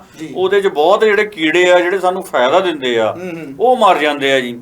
ਔਰ ਬਹੁਤ ਪੰਛੀ ਉਹਦੇ 'ਚ ਆਂਡੇ ਵੀ ਦਿੰਦੇ ਆ ਜੀ, ਠੀਕ ਹੈ, ਉਹ ਵੀ ਵਿੱਚ ਹੀ ਲੂ ਹੋ ਜਾਂਦੇ ਆ। ਬਿਲਕੁਲ ਹੀ ਹੋ ਜਾਂਦੇ। ਜਿਸ ਤਰ੍ਹਾਂ ਇਹ ਆਪਾਂ ਗੱਲ ਕਰ ਲਈ ਕਿ ਜੇ ਜਿੱਦ ਦੀ ਗੱਲ ਕਰ ਲਈਏ, ਇੱਕ ਪਾਸੇ ਜਿਹੜਾ ਕਿਸਾਨ ਆ ਅੰਨਦਾਤਾ ਆ, ਦੁਨੀਆ ਦਾ ਉਹ ਪੇਟ ਭਰਦਾ ਆ। ਆਉਣ ਵਾਲੀਆਂ ਪੀੜ੍ਹੀਆਂ ਨੂੰ ਜਦੋਂ ਇਹ ਪਤਾ ਲੱਗੇਗਾ ਇਹ ਅੰਨਦਾਤਾ ਜਿਹੜਾ ਭਗਵਾਨ ਸੀ ਇੱਕ ਕਿਸਮ ਦਾ, ਉਹਨੇ ਆਹ ਕੰਮ ਵੀ ਕੀਤੇ ਆ, ਉਹਦਾ ਕੀ ਅਕਸ ਰਹਿ ਜਾਏਗਾ। ਇਹ ਸੋਚਣ ਵਾਲੀ ਗੱਲ ਆ ਕਿ ਉਹਨੂੰ ਜਿਹੜਾ ਅਕਸ ਜਿਹੜਾ ਅੰਨਦਾਤਾ ਦਾ ਮੰਨਿਆ ਗਿਆ, ਇੱਕ ਭਗਵਾਨ ਦਾ ਜਾਂ ਰੱਬ ਦਾ ਰੂਪ ਮੰਨਿਆ ਗਿਆ, ਉਹੀ ਬਣਿਆ ਰਵੇ। ਤੇ ਜਿਹੜੀ ਆਉਣ ਵਾਲੀਆਂ ਪੀੜ੍ਹੀਆਂ ਉਹ ਇਹਦੀ ਜਿਹੜੀ ਇੱਜ਼ਤ ਮਾਣ ਜਿਹੜੀ ਬਣਿਆ ਰਵੇ, ਕਿ ਆਪਾਂ ਨੈਤਿਕ ਜ਼ਿੰਮੇਵਾਰੀਆਂ ਨੂੰ ਸਮਝ ਲਈਏ ਆਪਾਂ ਇਹਨਾਂ ਦੀਆਂ ਦੀ। ਤੇ ਆਪਾਂ ਗੱਲ ਕਰਦੇ ਹਾਂ ਆਪਾਂ ਤੁਹਾਡੀ NGO ਦੀ। ਤੁਸੀਂ ਬੂਟੇ ਲਗਾਉਂਦੇ ਆ, ਲੈਂਦੇ ਆ ਆਲੇ ਦੁਆਲੇ ਦੇ ਜਿਹੜੇ ਆ, ਉਹ ਜਿਹੜੇ ਬੂਟੇ ਆ ਕੀ ਉਹ ਆਪਣੀ ਨਰਸਰੀ ਕੋਈ ਬਣਾਈ ਹੋਈ ਆ ਜਾਂ ਕਿੱਥੋਂ ਪ੍ਰਾਪਤ ਕਰਦੇ ਆ ਜਿਹੜੇ, ਕਿਉਂਕਿ ਤੁਸੀਂ ਲਗਭਗ ਸਾਲ ਦੇ ਵਿੱਚ 2-3 ਹਜ਼ਾਰ ਬੂਟਾ ਲਗਾਉਂਦੇ ਆ, ਤੇ ਜਿਹੜਾ ਕਿਸ ਤਰ੍ਹਾਂ ਉਹ ਜਿਹੜੀ ਆ ਕਿੱਥੋਂ ਬੂਟੇ ਆਉਂਦੇ ਆ, ਜਾਂ ਕੋਈ ਦਾਨ ਕਰਦਾ ਆ ਜਾਂ ਤੁਹਾਨੂੰ ਜਾਂ ਕਿਸੇ ਸੰਸਥਾ ਦੁਆਰਾ ਕਿੱਥੋਂ ਜਿੱਦਾਂ ਤੁਸੀਂ ਜਿਹੜੀ ਆ ਪ੍ਰਾਪਤੀ ਕਰਦੇ ਹੋ ਉਹਦੀ? ਇਹ ਜਸਵਿੰਦਰ ਜੀ ਬੂਟੇ ਇੱਕ ਪਿਛਲੀ ਸਰਕਾਰ ਨੇ ਇੱਕ ਵਧੀਆ ਕੰਮ ਕੀਤਾ ਸੀ, ਆਈ ਹਰਿਆਲੀ ਐਪ ਉਹਨਾਂ ਨੇ ਚਲਾਈ ਸੀਗੀ। ਉਹਦੇ 'ਚ ਉਹ 15 ਬੂਟੇ ਮੋਬਾਈਲ ਤੇ ਜਦੋਂ ਅਸੀਂ ਬੁੱਕ ਕਰਕੇ ਦਿੰਦੇ ਆ ਉਹ ਸਾਨੂੰ ਦਿੰਦੇ ਆ। ਫਿਰ ਜਿਹੜੀਆਂ ਸਮਾਜ ਸੇਵੀ ਸੰਸਥਾਵਾਂ ਜਾਂ ਸੁਸਾਇਟੀਜ਼ ਹੈਗੀਆਂ ਮੁਹੱਲਾ ਦੀਆਂ, ਜੋ ਆਪਣੇ ਲੈਟਰ ਹੈਡ ਤੇ ਲਿਖ ਕੇ ਦਿੰਦੇ ਆ, ਉਹ ਫਿਰ 100 ਬੂਟਾ ਜਾਂ 200 500 ਜਿੰਨਾ ਬੂਟਾ ਚਾਹੀਦਾ ਉਹ ਦਿੰਦੇ ਆ। ਇਹ ਮਹਿਕਮੇ ਨੇ ਬਹੁਤ ਵਧੀਆ ਕੰਮ ਕੀਤਾ ਹੋਇਆ, ਹੁਣ ਵੀ ਚੱਲ ਰਿਹਾ ਉਹ ਕੰਮ। ਤੇ ਅਸੀਂ ਉੱਥੋਂ ਵੀ ਲਈਦੇ ਆ, ਆਪਣੇ ਵੀ ਕੁਝ ਅਸੀਂ ਬੀਜ ਇਕੱਠੇ ਕਰਕੇ ਉਗਾਈਦੇ ਆ। ਫਿਰ ਜਿੱਦਾਂ ਮੈਂ ਤੁਹਾਨੂੰ ਦੱਸਿਆ ਕਿ ਸੰਤ ਬਲਵੀਰ ਸਿੰਘ ਸੀਚੇਵਾਲ ਜੀ ਉਹ ਨਰਸਰੀ ਚਲਾ ਰਹੇ ਬਹੁਤ ਵੱਡੀ, ਤੇ ਤਕਰੀਬਨ ਅਸੀਂ 1000-2000 ਬੂਟਾ ਉੱਥੋਂ ਵੀ ਅਸੀਂ ਲਾਈਦਾ। ਉਹਨਾਂ ਨੇ ਵੀ ਆਪਣੀ ਐਪ ਬਣਾਈ ਹੋਈ ਆ, ਉਹਦੇ ਸਾਰੇ ਬੂਟਿਆਂ ਦੀ ਲਿਸਟ ਹੈਗੀ ਆ। ਤੁਸੀਂ ਜਾਓ, ਬੂਟਾ ਤੁਸੀਂ ਲੈ ਕੇ ਆਓ, 10 ਬੂਟੇ ਚਾਹੀਦੇ, 50 ਚਾਹੀਦੇ, 100 ਚਾਹੀਦੇ ਆ, ਉਹ ਬੂਟੇ ਬਾਬਾ ਜੀ ਵੀ ਮਨਾ ਨਹੀਂ ਕਰਦੇ। ਔਰ ਜਿਹੜਾ ਸਾਡਾ ਡਿਪਾਰਟਮੈਂਟ ਹੈਗਾ ਫੋਰੈਸਟ ਦਾ, ਜਿਹੜੀ ਨਰਸਰੀਜ਼ ਆ, ਉਹ ਵੀ ਮਨਾ ਨਹੀਂ ਕਰਦੇ। ਤੇ ਅਸੀਂ ਉਹਨਾਂ ਨੂੰ, ਹਾਂ, ਇੱਕ ਉਹਨਾਂ ਦੀ ਸ਼ਰਤ ਹੁੰਦੀ ਕਿ ਬੂਟੇ ਖਰਾਬ ਨਾ ਹੋਣ, ਪੜਨ। ਤੇ ਉਹਨਾਂ ਨੂੰ ਪਤਾ ਕਿ ਜਿਹੜੇ NGO ਦੇ ਕੰਮ ਕਰ ਰਹੇ ਆ ਬੂਟਿਆਂ ਤੇ, ਉਹ ਸਾਨੂੰ ਕਦੀ ਮਨਾ ਨਹੀਂ ਕੀਤਾ ਉਹਨਾਂ ਨੇ। ਅਸੀਂ ਬੂਟੇ ਲਿਆਈ ਦੇ ਵੀ ਆ, ਪਾਲੀ ਦੇ ਵੀ, ਉਹਨਾਂ ਨੂੰ ਫੋਟੋਜ਼ ਵੀ ਦਿਖਾਈ ਦੀਆਂ ਕਿ ਇੱਥੇ ਇੱਥੇ ਅਸੀਂ ਲਗਾਏ ਆ, ਆਹ ਸਾਡੀ ਲਿਸਟ ਹੈਗੀ ਇੱਥੇ ਇੱਥੇ, ਹੈ ਨਾ ਜੀ। ਇੱਕ ਮੈਂ ਹੋਰ ਇਸ 'ਚ ਗੱਲ ਜੋੜਨੀ ਚਾਹਾਂਗਾ, ਤੁਸੀਂ ਪੁੱਛਿਆ ਆਪਣੀ ਨਰਸਰੀ ਦਾ ਨਾ ਵੀ ਅਸੀਂ ਉਹਦੇ 'ਚ ਇੱਕ ਸੀਡ ਬਾਲਸ, ਬੀਜ ਗੇਂਦ, ਅਸੀਂ ਪਿਛਲੇ 2 ਸਾਲਾਂ ਤੋਂ ਅਸੀਂ ਪਹਾੜਾਂ 'ਚ ਖਾਸ ਕਰ ਬੀਜ ਗੇਂਦ ਅਸੀਂ ਬਣਾਉਂਦੇ ਹਾਂ, ਅਲੱਗ-ਅਲੱਗ ਰੁੱਖਾਂ ਦੇ, ਜਾਮਣ ਦੇ, ਡੇਕ ਦੇ, ਨਿੰਮ ਦੇ, ਬਿੱਲ ਦੇ ਬੂਟਿਆਂ ਦੇ, ਜਾਂ ਹੋਰ ਇੱਦਾਂ ਦੇ ਫਲਦਾਰ ਬੂਟਿਆਂ ਦੇ। ਤੇ ਅਸੀਂ ਮਿੱਟੀ 'ਚ ਉਹਨਾਂ ਨੂੰ ਬਾਲ ਜੀ ਬਣਾ ਕੇ ਬੀਜ ਨੂੰ, ਤੇ ਜਦੋਂ ਬਰਸਾਤ ਦਾ ਸੀਜ਼ਨ ਆਉਂਦਾ ਆ, ਜਿਹੜਾ ਮੌਨਸੂਨ ਸੀਜ਼ਨ, ਜਿਹੜਾ ਮੋਸਟ ਫੇਵਰੇਬਲ ਆ ਕਿ ਬੀਜ ਉਂਗਰ ਪੈਂਦਾ ਆ, ਪੁੰਗਰ ਪੈਂਦਾ ਆ, ਅਸੀਂ ਉਹ ਤਕਰੀਬਨ ਹਰ ਸਾਲ 5000 4-5000 ਬੀਜ ਅਸੀਂ ਪਹਾੜਾਂ 'ਚ, ਹੁਸ਼ਿਆਰਪੁਰ ਚਿੰਤਪੁਰਨੀ ਰੋਡ ਆ ਜਾਂ ਹੁਸ਼ਿਆਰਪੁਰ ਊਨਾ ਰੋਡ ਹੈ, ਅਸੀਂ ਉੱਧਰ ਸਿੱਟ ਕੇ ਆਈਦਾ। ਹਾਲਾਂਕਿ ਉਹਦਾ ਗਰੋਥ ਰੇਟ ਇੰਨਾ ਨਹੀਂ ਹੈਗਾ, ਪਰ ਸਾਨੂੰ ਦਿਲ 'ਚ ਤਸੱਲੀ ਹੈ ਕਿ ਚਲੋ ਜੇ ਅਸੀਂ 5000 ਚੋਂ 50 ਜਾਂ 500 ਬੂਟਾ ਵੀ ਹੋ ਗਿਆ ਤੇ ਉਹ ਬਹੁਤ ਵੱਡੀ ਪ੍ਰਾਪਤੀ ਆ ਸਾਡੇ ਲਈ, ਕਿ ਜਿਹੜੇ ਪਹਾੜਾਂ 'ਚ ਰੁੱਖ ਆ ਉੱਥੇ, ਕਿਉਂਕਿ ਡੂੰਘੀ ਖਾਈ 'ਚ ਉੱਪਰ ਜਾ ਕੇ ਪਹਾੜ 'ਚ ਰੁੱਖ ਲਾਉਣਾ ਬਹੁਤ ਔਖਾ ਆ। ਤੇ ਬੋਲ ਜਦੋਂ ਬਣੀ ਹੁੰਦੀ ਅਸੀਂ ਉਹਨੂੰ ਸਿੱਟਦੇ ਆ ਤੇ ਉਹ ਬੜੀ ਦੂਰ ਤੱਕ ਚਲ ਜਾਂਦੀ ਆ। ਉਹ ਅਸੀਂ ਇੱਕ ਯੋਗਦਾਨ ਅਸੀਂ ਉਹ ਵੀ ਪਾ ਰਹੇ ਹਾਂ ਕਿ ਹਾਂ ਵੀ ਸਾਡੀ NGO ਵੱਲੋਂ। ਬਿਲਕੁਲ, ਜਿਹੜਾ ਇਹ ਆਈਡੀਆ ਤੁਹਾਡਾ ਬਹੁਤ ਵਧੀਆ ਯੂਨੀਕ ਆਈਡੀਆ ਆ। ਇਹ ਤਾਂ ਅਸੀਂ ਖੁਦ ਵੀ ਘਰਾਂ ਦੇ ਵਿੱਚ ਕਰ ਸਕਦੇ ਸੀ, ਬੂਟਿਆਂ ਦੇ ਜਿਹੜੇ ਬੀਜ ਲੈ ਸਕਦੇ ਆ, ਜਿੱਦਾਂ ਰੋਡ ਤੇ ਵਗੈਰਾ ਤੇ ਹੁਣ ਬਰਸਾਤ ਸ਼ੁਰੂ ਹੋ ਜਾਣੀ ਆ, ਉਹ ਘਰਾਂ 'ਚ ਬਣਾ ਲਓ। ਤੇ ਆਪਾਂ, ਮੈਂ ਤਾਂ ਸਾਰਿਆਂ ਨੂੰ ਸਲਾਹ ਦੇਵਾਂਗਾ, ਸਾਡੇ ਦੇਖਣ ਵਾਲੇ ਦਰਸ਼ਕਾਂ ਨੂੰ ਵੀ, ਕਿ ਜਿਹੜੇ ਇਸ NGO ਕੰਮ ਕਰ ਰਹੀ ਉਹ ਅਸੀਂ ਖੁਦ ਵੀ ਕਰ ਸਕਦੇ। ਇੱਕ ਬੋਲ ਛੋਟੀ ਜਿਹੀ ਮਿੱਟੀ ਦੀ ਬਣਾ ਲਓ, ਮਿੱਟੀ ਦੇ ਵਿੱਚ ਉਹਦੇ ਵਿੱਚ ਬੀਜ ਲੈ ਲਓ, 10, 5, 10, 15 ਜਿੰਨੇ ਵੀ ਬੂਟੇ ਆਪਾਂ ਅਸੀਂ ਰੋਡ ਤੇ ਜਾਂਦੇ ਜਾਂ ਮੋਟਰਸਾਈਕਲ ਤੇ ਜਾਂਦੇ ਭਾਵੇਂ ਰੋਡ ਤੇ ਦੀ ਸਾਈਡ ਤੋਂ ਸਿੱਟੀ ਜਾਓ। ਤੇ ਕਿਤੇ ਨਾ ਕਿਤੇ ਮੰਨ ਲਓ ਤੁਸੀਂ ਆਪਣੇ ਸਮਝ ਲਓ ਕਿ ਜੇ ਤੁਹਾਡੇ 5 ਵੀ ਬੂਟੇ ਉਹ 25, 30, 50 ਦੇ ਵਿੱਚੋਂ ਹੋ ਗਏ ਤਾਂ ਤੁਸੀਂ ਵਾਤਾਵਰਨ ਦੇ ਵਿੱਚ ਆਪਣਾ ਯੋਗਦਾਨ ਪਾ ਲਿਆ। ਤੇ ਇਹ ਸਮਝ ਲਓ ਇੱਕ ਕਿਸਮ ਦਾ ਤੁਸੀਂ ਕਿਸੇ ਮੰਦਿਰ, ਮਸਜਿਦ ਜਾਂ ਗੁਰਦੁਆਰੇ ਦੇ ਵਿੱਚ ਸਜਦਾ ਕਰਨ ਦੇ ਬਰਾਬਰ ਹੀ ਹੋ ਜਾਏਗਾ ਤੁਹਾਡਾ ਇੱਕ ਬੂਟਾ ਵੀ ਜਿਹੜਾ ਧਰਤੀ ਦੇ ਵਿੱਚ ਉਹ ਜੇ ਉੱਗ ਗਿਆ ਤਾਂ। ਤੇ ਇਸ ਤਰ੍ਹਾਂ ਜਿਹੜਾ NGO ਚਲਾਉਣੀਆਂ, ਉਹਨਾਂ ਦੇ ਲਈ ਫੰਡਿੰਗ ਦੀ ਜ਼ਰੂਰੀ ਬਹੁਤ ਹੁੰਦਾ। ਕਿਉਂਕਿ ਤੁਸੀਂ ਐਜੂਕੇਸ਼ਨ ਦੇ ਨਾਲ ਵੀ ਜੁੜੇ ਹੋਏ, ਜਿਹੜੀ ਦਰਖਤ ਦਾ ਤੁਸੀਂ ਚਲੋ ਇਸ ਤਰ੍ਹਾਂ ਤੁਸੀਂ NGO ਕੋਲੋਂ ਜਾਂ ਸਰਕਾਰ ਦੇ ਤੌਰ ਤੇ ਲੈ ਲਏ, ਐਜੂਕੇਸ਼ਨ ਦੇ ਨਾਲ ਜਿਹੜੀਆਂ ਜੁੜੇ ਹੋਏ ਨਾਲ ਉਹਨਾਂ ਦੀ ਉੱਥੇ ਪੈਸੇ ਦੀ ਜ਼ਰੂਰਤ ਪੈਂਦੀ ਹੈ। ਫਿਰ ਤੁਸੀਂ ਖਿਡਾਰੀਆਂ ਨੂੰ ਨਾਲ, ਖੇਡਾਂ ਦੇ ਨਾਲ ਵੀ ਜੁੜੇ, ਉਹਨਾਂ ਦੀਆਂ ਕਿੱਟਾਂ ਵਗੈਰਾ ਜਾਂ ਖੇਡਣ ਦਾ ਸਮਾਨ ਵੀ ਲੈਣਾ, ਉਹ ਜਿਹੜੀ ਆ ਫੰਡਿੰਗ ਹੁੰਦੀ ਤੁਹਾਡੀ NGO ਨੂੰ, ਉਹ ਕਿਸ ਤਰ੍ਹਾਂ ਇਕੱਠੀ ਕਰਦੇ ਹੋ ਤੁਸੀਂ? ਕਿਸ ਸਰਕਾਰੀ ਸਹਿਯੋਗ ਲੈਂਦੇ ਹੋ ਜਾਂ ਕਿਸੇ ਹੋਰ ਜਿਹੜੀਆਂ ਕੋਈ ਕਾਰਪੋਰੇਟ ਘਰਾਣੇ ਜਾਂ ਕੋਈ ਦਾਨੀ ਸੱਜਣਾ ਤੋਂ ਲੈਂਦੇ ਹੋ? ਉਹ ਜਿਹੜਾ ਤੁਹਾਡਾ ਫੰਡਿੰਗ ਜਿਹੜੀ ਗਾਂ ਤੁਸੀਂ ਬੱਚਿਆਂ ਨੂੰ ਉਹਨਾਂ ਦੀਆਂ ਲੋੜ ਅਨੁਸਾਰ ਚੀਜ਼ਾਂ ਲੈ ਕੇ ਦਿੰਦੇ ਹੋ? ਇਹ ਬੜਾ ਬਹੁਤ ਹੀ ਇੰਪੋਰਟੈਂਟ ਪੁਆਇੰਟ ਹੈ ਜੀ ਕਿ ਕੋਈ ਵੀ ਚੀਜ਼ ਫੰਡਿੰਗ ਤੋਂ ਬਗੈਰ ਨਹੀਂ ਚੱਲਦੀ। ਅਸੀਂ ਤਕਰੀਬਨ ਸਾਡੀ ਫੰਡਿੰਗ ਜ਼ਿਆਦਾਤਰ ਜਿਹੜੇ ਸਾਡੇ ਕਾਲਜ ਮੇਟਸ ਹੈਗੇ, ਸਾਡੇ ਐਕਸ-ਸਟੂਡੈਂਟ ਸੀ, ਉਹਨਾਂ ਤੋਂ ਆ ਰਹੀ ਆ। ਪਰ ਹੁਣ ਜਿੱਦਾਂ ਦਾ ਅਸੀਂ ਸਮਾਜ 'ਚ ਸਾਡੇ ਨਾਲ ਲੋਕ ਜੁੜ ਰਹੇ ਆ, ਉਹ ਵੀ ਸਾਨੂੰ ਕੁਛ ਨਾ ਕੁਛ ਕੰਟਰੀਬਿਊਸ਼ਨ ਦਿੰਦੇ ਰਹਿੰਦੇ ਆ। ਹਾਂ, ਸਰਕਾਰ ਵੱਲੋਂ ਅਸੀਂ ਹਜੇ ਕੁਛ ਨਾ ਮਿਲਿਆ ਨਾ ਲਿਆ ਅਸੀਂ ਕਦੀ, ਸਿਰਫ ਸਾਡੇ ਜਿਹੜੇ ਸਹਿਯੋਗੀ ਆ, ਕੋਈ ਦੋਸਤ ਮਿੱਤਰ ਹੈ, ਕੋਈ ਸ਼ੁਭ ਚਿੰਤਕ ਹੈ, ਉਹੀ ਸਾਨੂੰ ਸਹਿਯੋਗ ਦਿੰਦੇ ਆ। NGO ਦੇ ਮੈਂ ਤੁਸੀਂ ਜਿੱਦਾਂ ਕਿਹਾ ਵੀ 2-3 ਕੰਮ ਅਸੀਂ ਰੱਖੇ ਹੋਏ ਆ। ਸਭ ਤੋਂ ਪਹਿਲੇ ਵਾਤਾਵਰਣ ਹੈ, ਦੂਸਰਾ ਐਜੂਕੇਸ਼ਨ ਹੈ। ਅਸੀਂ ਜਦੋਂ ਵੀ ਕੁਝ ਲੋੜਵੰਦ ਬੱਚਿਆਂ ਦੀਆਂ ਅਸੀਂ ਫੀਸਾਂ ਵੀ ਭਰਦੇ ਹਾਂ ਕਿ ਹਾਂਜੀ ਬੱਚਿਆਂ ਨੂੰ ਲੋੜ ਹੈ। ਜਿੱਦਾਂ ਕਰੋਨਾ ਦੇ ਦੌਰਾਨ ਖਾਸ ਕਰ ਬਹੁਤੇ ਬੱਚਿਆਂ ਸਾਥੀਆਂ ਨੌਕਰੀ ਗਈਆਂ ਚਲੀ ਗਈ ਜਾਂ ਸੈਲਰੀਜ਼ ਘਟ ਗਈਆਂ, ਜਿਹੜੇ ਬਿਜ਼ਨਸ ਕਰ ਰਹੇ ਸੀ ਉਹਨਾਂ ਬਿਜ਼ਨਸ ਡਾਊਨ ਆ ਗਏ, ਤੇ ਅਸੀਂ ਆਪਣੇ ਦੋਸਤਾਂ ਨੂੰ ਦੱਸੀਦਾ ਕਿ ਹਾਂਜੀ ਫਲਾਣੇ ਦੀ ਅਸੀਂ ਕੋਈ ਬੱਚੇ ਦੀ ਮਦਦ ਕਰਨੀ ਹੈ, ਤੇ ਉਹ ਸਾਨੂੰ ਭੇਜ ਦਿੰਦੇ ਆ ਪੈਸੇ, ਜਿਹੜੇ ਸਾਡੇ ਖਾਸ ਕਰ ਕਾਲਜ ਮੇਟ ਹੈ। ਅਸੀਂ ਉਹ ਬੁੱਕ ਬੈਂਕ ਇੱਕ ਅਸੀਂ ਚੌਧਰੀ ਨਸੀਬ ਚੰਦ ਬੁੱਕ ਬੈਂਕ ਅਸੀਂ ਹੁਸ਼ਿਆਰਪੁਰ 'ਚ ਚਲਾ ਰਹੇ ਹਾਂ। ਉਹਦਾ ਜਿਹੜੀ +1 ਆਨਵਰਡਸ ਤਕਰੀਬਨ ਹਰ ਸਬਜੈਕਟ ਦੀਆਂ ਸਾਡੇ ਕੋਲ ਬੁੱਕਸ ਹੈਗੀਆਂ, ਤਕਰੀਬਨ 1700-1800 ਬੁੱਕਸ ਹੈਗੀਆਂ। ਉਹਦੇ ਪਿੱਛੇ ਵੀ ਇੱਕ ਸਾਡਾ ਜਿਹੜੀ ਸੋਚ ਆ এনवायरमेंट ਨੂੰ ਲੈ ਕੇ ਹੀ ਆ ਜੀ, ਕਿਉਂਕਿ ਜਿੰਨਾ ਪੇਪਰ ਘੱਟ ਛਪੇਗਾ ਉਨੇ ਹੀ ਦਰਖਤ ਘੱਟ ਹੋਣਗੇ। ਬਿਲਕੁਲ ਜੀ ਜੀ। ਤੇ ਉਹ ਬੁੱਕ ਨੂੰ ਰੀਯੂਜ਼ ਕਰਨਾ ਦੁਬਾਰਾ ਹੈ ਨਾ ਜੀ, ਸਟੱਡੀ ਲਈ ਅਸੀਂ ਬੱਚਿਆਂ ਨੂੰ ਇਸ਼ੂ ਕਰ ਦਈਦੀਆਂ ਵੀ ਆ ਲਓ ਤੁਸੀਂ 1 ਸਾਲ ਵਰਤੋਗੇ, ਸਾਨੂੰ ਵਾਪਸ ਕਰ ਜਿਓ। ਕੁਝ ਮਿਨੀਮਲ ਚਾਰजेस ਅਸੀਂ ਰੱਖੇ ਹੋਏ ਉਹਨਾਂ ਤੋਂ, ਤਾਂ ਕਿ ਜਿਹੜੀ ਬਾਹਰ 5-7 ਹਜ਼ਾਰ 10 ਹਜ਼ਾਰ ਬੁੱਕਸ ਉਹ ਲੈਂਦੇ ਆ, ਉਹ ਸਾਡੇ ਤੋਂ ਬੜੇ ਥੋੜੇ ਚਾਰजेस 'ਚ ਅਸੀਂ ਉਹਨਾਂ ਨੂੰ ਬੁੱਕ ਇਸ਼ੂ ਕਰ ਦਈਦੀਆਂ, ਔਰ ਸਾਲ ਬਾਅਦ ਉਹ ਮੋੜ ਦਿੰਦੇ ਆ। ਬਿਲਕੁਲ ਉਹ ਚਾਰजेस ਜ਼ਰੂਰੀ ਵੀ, ਕਿਉਂਕਿ ਜਦੋਂ ਤੁਹਾਨੂੰ ਕੋਈ ਚੀਜ਼ ਫ੍ਰੀ ਮਿਲ ਜਾਂਦੀ ਹੈ ਨਾ, ਉਹ ਤੁਸੀਂ ਉਹਦੀ ਉਨੀ ਕਦਰ ਨਹੀਂ ਹੁੰਦੇ। ਬੇਸ਼ੱਕ ਜੇ ਤੁਸੀਂ ਉਹ 10 ਰੁਪਏ ਵੀ ਲੈਂਦੇ ਆ, ਉਹਨੂੰ ਤੁਹਾਨੂੰ ਪਤਾ ਹੁੰਦਾ ਮੇਰੀ ਜੇਬ 'ਚੋਂ 10 ਰੁਪਏ ਗਏ ਆ, ਮੈਂ ਉਹਨੂੰ ਸਾਂਭ ਕੇ ਰੱਖਣਾ। ਇਹ ਤਾਂ ਇਸ ਤਰ੍ਹਾਂ ਜੇ ਮੰਨ ਲਓ ਕੋਈ ਬੱਚਾ ਜਾਂ ਪੇਰੈਂਟਸ ਆ, ਉਹਦੇ ਬੱਚੇ ਉਹਦੇ ਕੋਲ ਕਿਤਾਬਾਂ ਪਈਆਂ ਆ ਛੋਟੀਆਂ ਕਲਾਸ ਦੇ, +2 10ਵੀਂ ਦੀਆਂ, ਉਹਦਾ ਬੱਚਾ ਅੱਗੇ ਪੜ੍ਹ ਜਾਂਦਾ ਹੈ, ਅੱਗੇ ਕਲਾਸ ਚੱਲ ਜਾਂਦਾ, ਉਹਦੇ ਉਹ ਕਿਸੇ ਕੰਮ ਦੀਆਂ ਰਹਿੰਦੀਆਂ, ਉਹ ਰੱਦੀ ਵਿੱਚ ਉਹ 10 ਜਾਂ 15 ਰੁਪਏ ਦੀਆਂ ਵੇਚਦਾ ਜਾਂਦਾ। ਤੇ ਜੇ ਉਹ ਤੁਹਾਡੇ ਤੱਕ ਪਹੁੰਚ ਕਰਨਾ ਚਾਹਵੇ, ਤੁਹਾਨੂੰ ਦੇਣੀਆਂ ਚਾਹਵੇ, ਜਾਂ ਕੋਈ ਇਸ ਤਰ੍ਹਾਂ ਦਾ ਆਪਣੇ ਘਰ ਵਿੱਚ ਬੂਟੇ ਲਗਾਉਣਾ ਚਾਹੇ, ਪਹਿਲਾਂ ਤਾਂ ਮੇਰਾ ਇੱਕ ਸਵਾਲ ਹੈ ਕਿ ਜਿਹੜੇ ਬੂਟਾ ਕੋਈ ਘਰ ਵਿੱਚ ਲਗਾਉਣਾ ਚਾਹੁੰਦਾ ਤੁਹਾਡੇ ਕੋਲ ਲੈ ਕੇ, ਕਿ ਉਹਦਾ ਕੋਈ ਚਾਰजेस ਵਗੈਰਾ ਪੈਸੇ ਵੀ ਲੈਂਦੇ ਜਾਂ ਉਹ ਵੀ ਫ੍ਰੀ ਆ? ਨਹੀਂ, ਅਸੀਂ ਬੂਟੇ ਦਾ ਕੋਈ ਚਾਰਜ ਨਹੀਂ ਲੈ ਰਹੇ। ਕੋਈ ਆਪਣੇ ਵੱਲੋਂ ਕੋਈ ਕੰਟਰੀਬਿਊਸ਼ਨ ਸਾਡੇ NGO 'ਚ ਕਰਨਾ ਚਾਹੁੰਦਾ ਤੇ ਅਸੀਂ ਮਨਾ ਵੀ ਨਹੀਂ ਕਰਦੇ, ਕਿਉਂਕਿ ਕੋਈ ਵੀ ਚੀਜ਼ ਹੈ ਪੈਸੇ ਤੋਂ ਬਗੈਰ ਨਹੀਂ ਚੱਲਦੀ। ਅਸੀਂ ਜੇ ਬੂਟੇ ਲੈ ਕੇ ਆਉਂਦੇ ਜਾਂ ਉਹਨਾਂ ਨੂੰ ਬੂਟਿਆਂ ਨੂੰ ਪਾਣੀ ਪਾਉਣ ਜਾਂਦੇ ਆ, ਜਾਂ ਮੇਨਟੇਨੈਂਸ ਕਾਸਟ ਹੈ, ਤੇ ਟਰੀ ਗਾਰਡ ਲਗਾਉਣਾ ਅਸੀਂ ਹੈ ਨਾ, ਤੇ ਕਾਸਟ ਤਾਂ ਆਂਦੀ ਆ। ਪਰ ਜੇ ਕੋਈ ਕਹਿੰਦਾ ਕਿ ਨਹੀਂ ਮੇਰੇ ਕੋਲ ਪੈਸੇ ਨਹੀਂ ਹੈਗੇ, ਅਸੀਂ ਵੈਸੇ ਮੰਗੀ ਦੇ ਨਹੀਂ ਹੈਗੇ ਕਿ ਬੂਟੇ ਤੁਸੀਂ ਸਾਡੇ ਤੋਂ ਲੈ ਲਓ, ਉਹ ਪੁੱਛਦੇ ਆ ਸੇਵਾ ਫਿਰ ਨਹੀਂ ਕਹਿੰਦੀ ਹਾਂ ਵੀ ਕੋਈ ਸੇਵਾ ਤੁਸੀਂ ਸਾਡੇ NGO ਦੇ ਤੁਸੀਂ ਜੋ ਦੇਣਾ ਚਾਹੋ ਤੇ ਤੁਸੀਂ ਦੇ ਸਕਦੇ ਹੋ, ਸਾਨੂੰ ਕੋਈ ਉਹਦੇ 'ਚ ਉਹ ਨਹੀਂ, ਅਸੀਂ ਮਨਾ ਵੀ ਨਹੀਂ ਕਰਦੇ। ਜੇ ਕੋਈ ਘਰ 'ਚ 1-2 ਬੂਟੇ ਲਗਾਉਣੇ ਚਾਹੁੰਦਾ ਉਹ ਤੁਸੀਂ ਫ੍ਰੀ ਕੋਈ ਬਿਲਕੁਲ, ਅਸੀਂ 20 ਬੂਟੇ ਵੀ 50 ਵੀ ਕੋਈ ਲੈਂਦਾ ਅਸੀਂ ਨਹੀਂ ਵੈਸੇ ਪੈਸੇ ਲੈਂਦੇ। ਤੇ ਜੇ ਮੰਨ ਲਓ ਜਿਸ ਤਰ੍ਹਾਂ ਇਹ ਤੁਸੀਂ ਜਿਹੜੀ ਕਿਤਾਬਾਂ ਦੀ ਬੈਂਕ ਚਲਾ ਰਹੇ ਹੋ, ਉਹਦੇ ਵਿੱਚ ਤੁਹਾਨੂੰ ਕੋਈ ਜੋ ਕਿਤਾਬਾਂ ਦਾ ਯੋਗਦਾਨ ਦੇਣਾ ਚਾਹੁੰਦਾ ਜਾਂ ਹੋਰ ਕੋਈ ਤੁਹਾਡੇ ਨਾਲ ਬੂਟੇ ਲੈਣਾ ਚਾਹੁੰਦਾ, ਕੋਈ ਤੁਹਾਡੇ ਨਾਲ ਸੰਪਰਕ ਕਰਨਾ ਚਾਹੁੰਦਾ, ਆਪਣਾ ਕੋਈ ਕੰਟੈਕਟ ਨੰਬਰ ਜਿਹੜਾ ਤੁਸੀਂ ਦੱਸ ਸਕਦੇ ਹੋ, ਉਹਨਾਂ ਨੂੰ ਆਪਾਂ ਦਰਸ਼ਕਾਂ ਨੂੰ ਦੱਸ ਦਈਏ ਕਿ ਉਹ ਇਸ ਨੰਬਰ ਤੇ ਆਪਣਾ ਤੁਹਾਡੇ ਨਾਲ ਗੱਲਬਾਤ ਕਰ ਸਕਦੇ ਹਨ? ਹਾਂਜੀ ਹਾਂਜੀ। ਮੈਂ ਆਪਣਾ ਫੋਨ ਨੰਬਰ ਹੈਗਾ ਜਿਹੜਾ ਮੇਰਾ 9878448811 9878448811। ਇਸ ਤੇ ਕਿਤੇ ਵੀ ਪੂਰੇ WhatsApp ਤੇ ਚਾਹੇ ਤੁਸੀਂ ਮੈਸੇਜ ਪਾ ਦਿਓ, ਕੋਈ ਚੀਜ਼ ਹੈ ਸਾਨੂੰ ਬੁੱਕਸ ਦੇਣੀਆਂ ਚਾਹੁੰਦੇ ਆ, ਕੋਈ ਵੀ ਸਾਡਾ ਬੱਚਾ BSc ਕਰ ਗਿਆ, ਸਾਨੂੰ ਬੁੱਕਸ ਤੇ ਅਸੀਂ ਬੁੱਕਸ ਵੀ ਸਾਨੂੰ ਪਹੁੰਚਦੀਆਂ ਕਰ ਦਿਓ, ਜਾਂ ਅਸੀਂ ਕੋਈ ਜਰੀਆ ਬਣਾ ਲਵਾਂਗੇ ਸਾਡੇ ਤੱਕ ਪਹੁੰਚ ਜਾਣੀਆਂ, ਅਸੀਂ ਤੁਹਾਡੇ ਤੱਕ ਪਹੁੰਚ ਜਾਈਏ। ਕੋਈ ਹੋਰ ਸਾਨੂੰ ਕਿਸੇ ਵੀ ਤਰ੍ਹਾਂ ਦੀ ਕੋਈ ਸਾਡੇ ਤੋਂ ਗਾਈਡੈਂਸ ਜਾਂ ਸਾਨੂੰ ਹੈਲਪ ਕਰਨੀ ਚਾਹੁੰਦਾ ਜਾਂ ਸਾਡੀ ਹੈਲਪ ਲਾਉਣੀ ਚਾਹੁੰਦਾ, ਤੇ ਇਸ ਫੋਨ ਨੰਬਰ 'ਤੇ ਤੁਸੀਂ ਜਦੋਂ ਮਰਜ਼ੀ ਤੁਸੀਂ ਮੈਸੇਜ ਦੇ ਸਕਦੇ ਹੋ, ਇਹ ਅਵੇਲੇਬਲ ਹੁੰਦਾ ਜੀ। ਮੈਂ ਹਰ ਟਾਈਮ ਇਸ ਫੋਨ 'ਤੇ। ਜੀ ਹਰਿੰਦਰ ਜੀ, ਜਿਹੜਾ ਵਿਸ਼ਾ ਤਾਂ ਬਹੁਤ ਲੰਮਾ ਚੌੜਾ ਹੈ ਤੇ ਬਹੁਤ ਸਾਰੀਆਂ ਗੱਲਾਂ ਕੀਤੀਆਂ ਜਾ ਸਕਦੀਆਂ ਹੋਰ, ਪਰ ਜਿਹੜਾ ਸਮਾਂ ਸਾਨੂੰ ਇਜਾਜ਼ਤ ਨਹੀਂ ਦਿੰਦਾ, ਸਮਾਂ ਸਾਡਾ ਆਪਣਾ ਹੋ ਗਿਆ। ਹੁਣ ਤੁਸੀਂ ਸਾਡੇ ਸਟੂਡੀਓ ਦੇ ਵਿੱਚ ਆਏ, ਬਾਜ TV ਦੀ ਸਮੁੱਚੀ ਟੀਮ ਵੱਲੋਂ ਤੁਹਾਡਾ ਬਹੁਤ-ਬਹੁਤ ਧੰਨਵਾਦ। ਜਸਵਿੰਦਰ ਜੀ, ਮੈਂ ਵੀ ਤੁਹਾਡੀ ਬਾਜ TV ਦੀ ਸਾਰੀ ਟੀਮ ਨੂੰ, ਤੁਹਾਨੂੰ ਖਾਸ ਇਸ ਪ੍ਰੋਗਰਾਮ ਜਿਹੜਾ ਤੁਹਾਡਾ ਖਾਸ ਮੁਲਾਕਾਤ ਹੈ, ਔਰ ਸਾਰੇ ਦਰਸ਼ਕਾਂ ਨੂੰ ਮੈਂ ਬਹੁਤ-ਬਹੁਤ ਧੰਨਵਾਦ ਕਰਨਾ ਚਾਹੁੰਦਾ ਉਹਨਾਂ ਨੇ ਮੈਨੂੰ ਸੁਣਿਆ, ਤੁਸੀਂ ਮੈਨੂੰ ਸਮਾਂ ਦਿੱਤਾ ਵਿਚਾਰ ਰੱਖਣ ਦਾ, ਔਰ ਮੈਂ ਬੇਨਤੀ ਕਰਾਂਗਾ ਕਿ ਇਹਨੂੰ ਫਿਰ ਮੈਨੂੰ ਸਮਾਂ ਦਿਓ, ਕਿਉਂਕਿ ਇਹ ਮੁੱਦਾ ਬਹੁਤ ਵੱਡਾ ਆ ਔਰ ਇਸ ਤੇ ਵਿਚਾਰ ਚੱਲਦੀ ਰਹੇ ਤੇ ਬਹੁਤ ਵਧੀਆ। ਤੁਹਾਡੀ ਸਾਰੀ ਟੀਮ ਦਾ, ਤੁਹਾਡੇ ਚੈਨਲ ਦਾ ਬਹੁਤ-ਬਹੁਤ ਧੰਨਵਾਦ। ਜੀ ਬਿਲਕੁਲ ਬਿਲਕੁਲ ਜੀ, ਤੁਹਾਨੂੰ ਸਮਾਂ ਦੇਵਾਂਗੇ, ਇੱਕ ਵਾਰੀ ਫਿਰ ਤੁਹਾਨੂੰ ਬੁਲਾਵਾਂਗੇ। ਇੱਕ ਵਾਰੀ ਨਹੀਂ, ਅਸੀਂ ਬਾਰ-ਬਾਰ ਬੁਲਾਵਾਂਗੇ, ਕਿਉਂਕਿ ਅਸੀਂ ਜਾਗਰੂਕ ਕਰਨ ਨੂੰ ਲੋਕਾਂ ਨੂੰ ਜਿਹੜੇ ਆ ਤੇ ਉਹ ਕੋਈ ਨਾ ਕੋਈ ਜਿਹੜਾ ਵਿਸ਼ੇ ਨਾਲ ਆਪਾਂ ਸੰਬੰਧਿਤ ਆ, ਜਿਹੜੇ ਆ ਸਮਾਜ ਦੇ ਨਾਲ ਜਾਂ ਵਾਤਾਵਰਨ ਦੇ ਨਾਲ ਗੱਲਬਾਤ ਇੱਥੇ ਡਿਬੇਟ ਕਰਦੇ ਰਹਾਂਗੇ। ਤੁਹਾਨੂੰ ਫਿਰ ਤੋਂ ਬੁਲਾਵਾਂਗੇ। ਦਰਸ਼ਕੋ, ਹੁਣ ਦਿਓ ਸਾਨੂੰ ਇਜਾਜ਼ਤ, ਫਿਰ ਮਿਲਾਂਗੇ ਅਗਲੇ ਹਫਤੇ ਖਾਸ ਮੁਲਾਕਾਤ ਲੈ ਕੇ।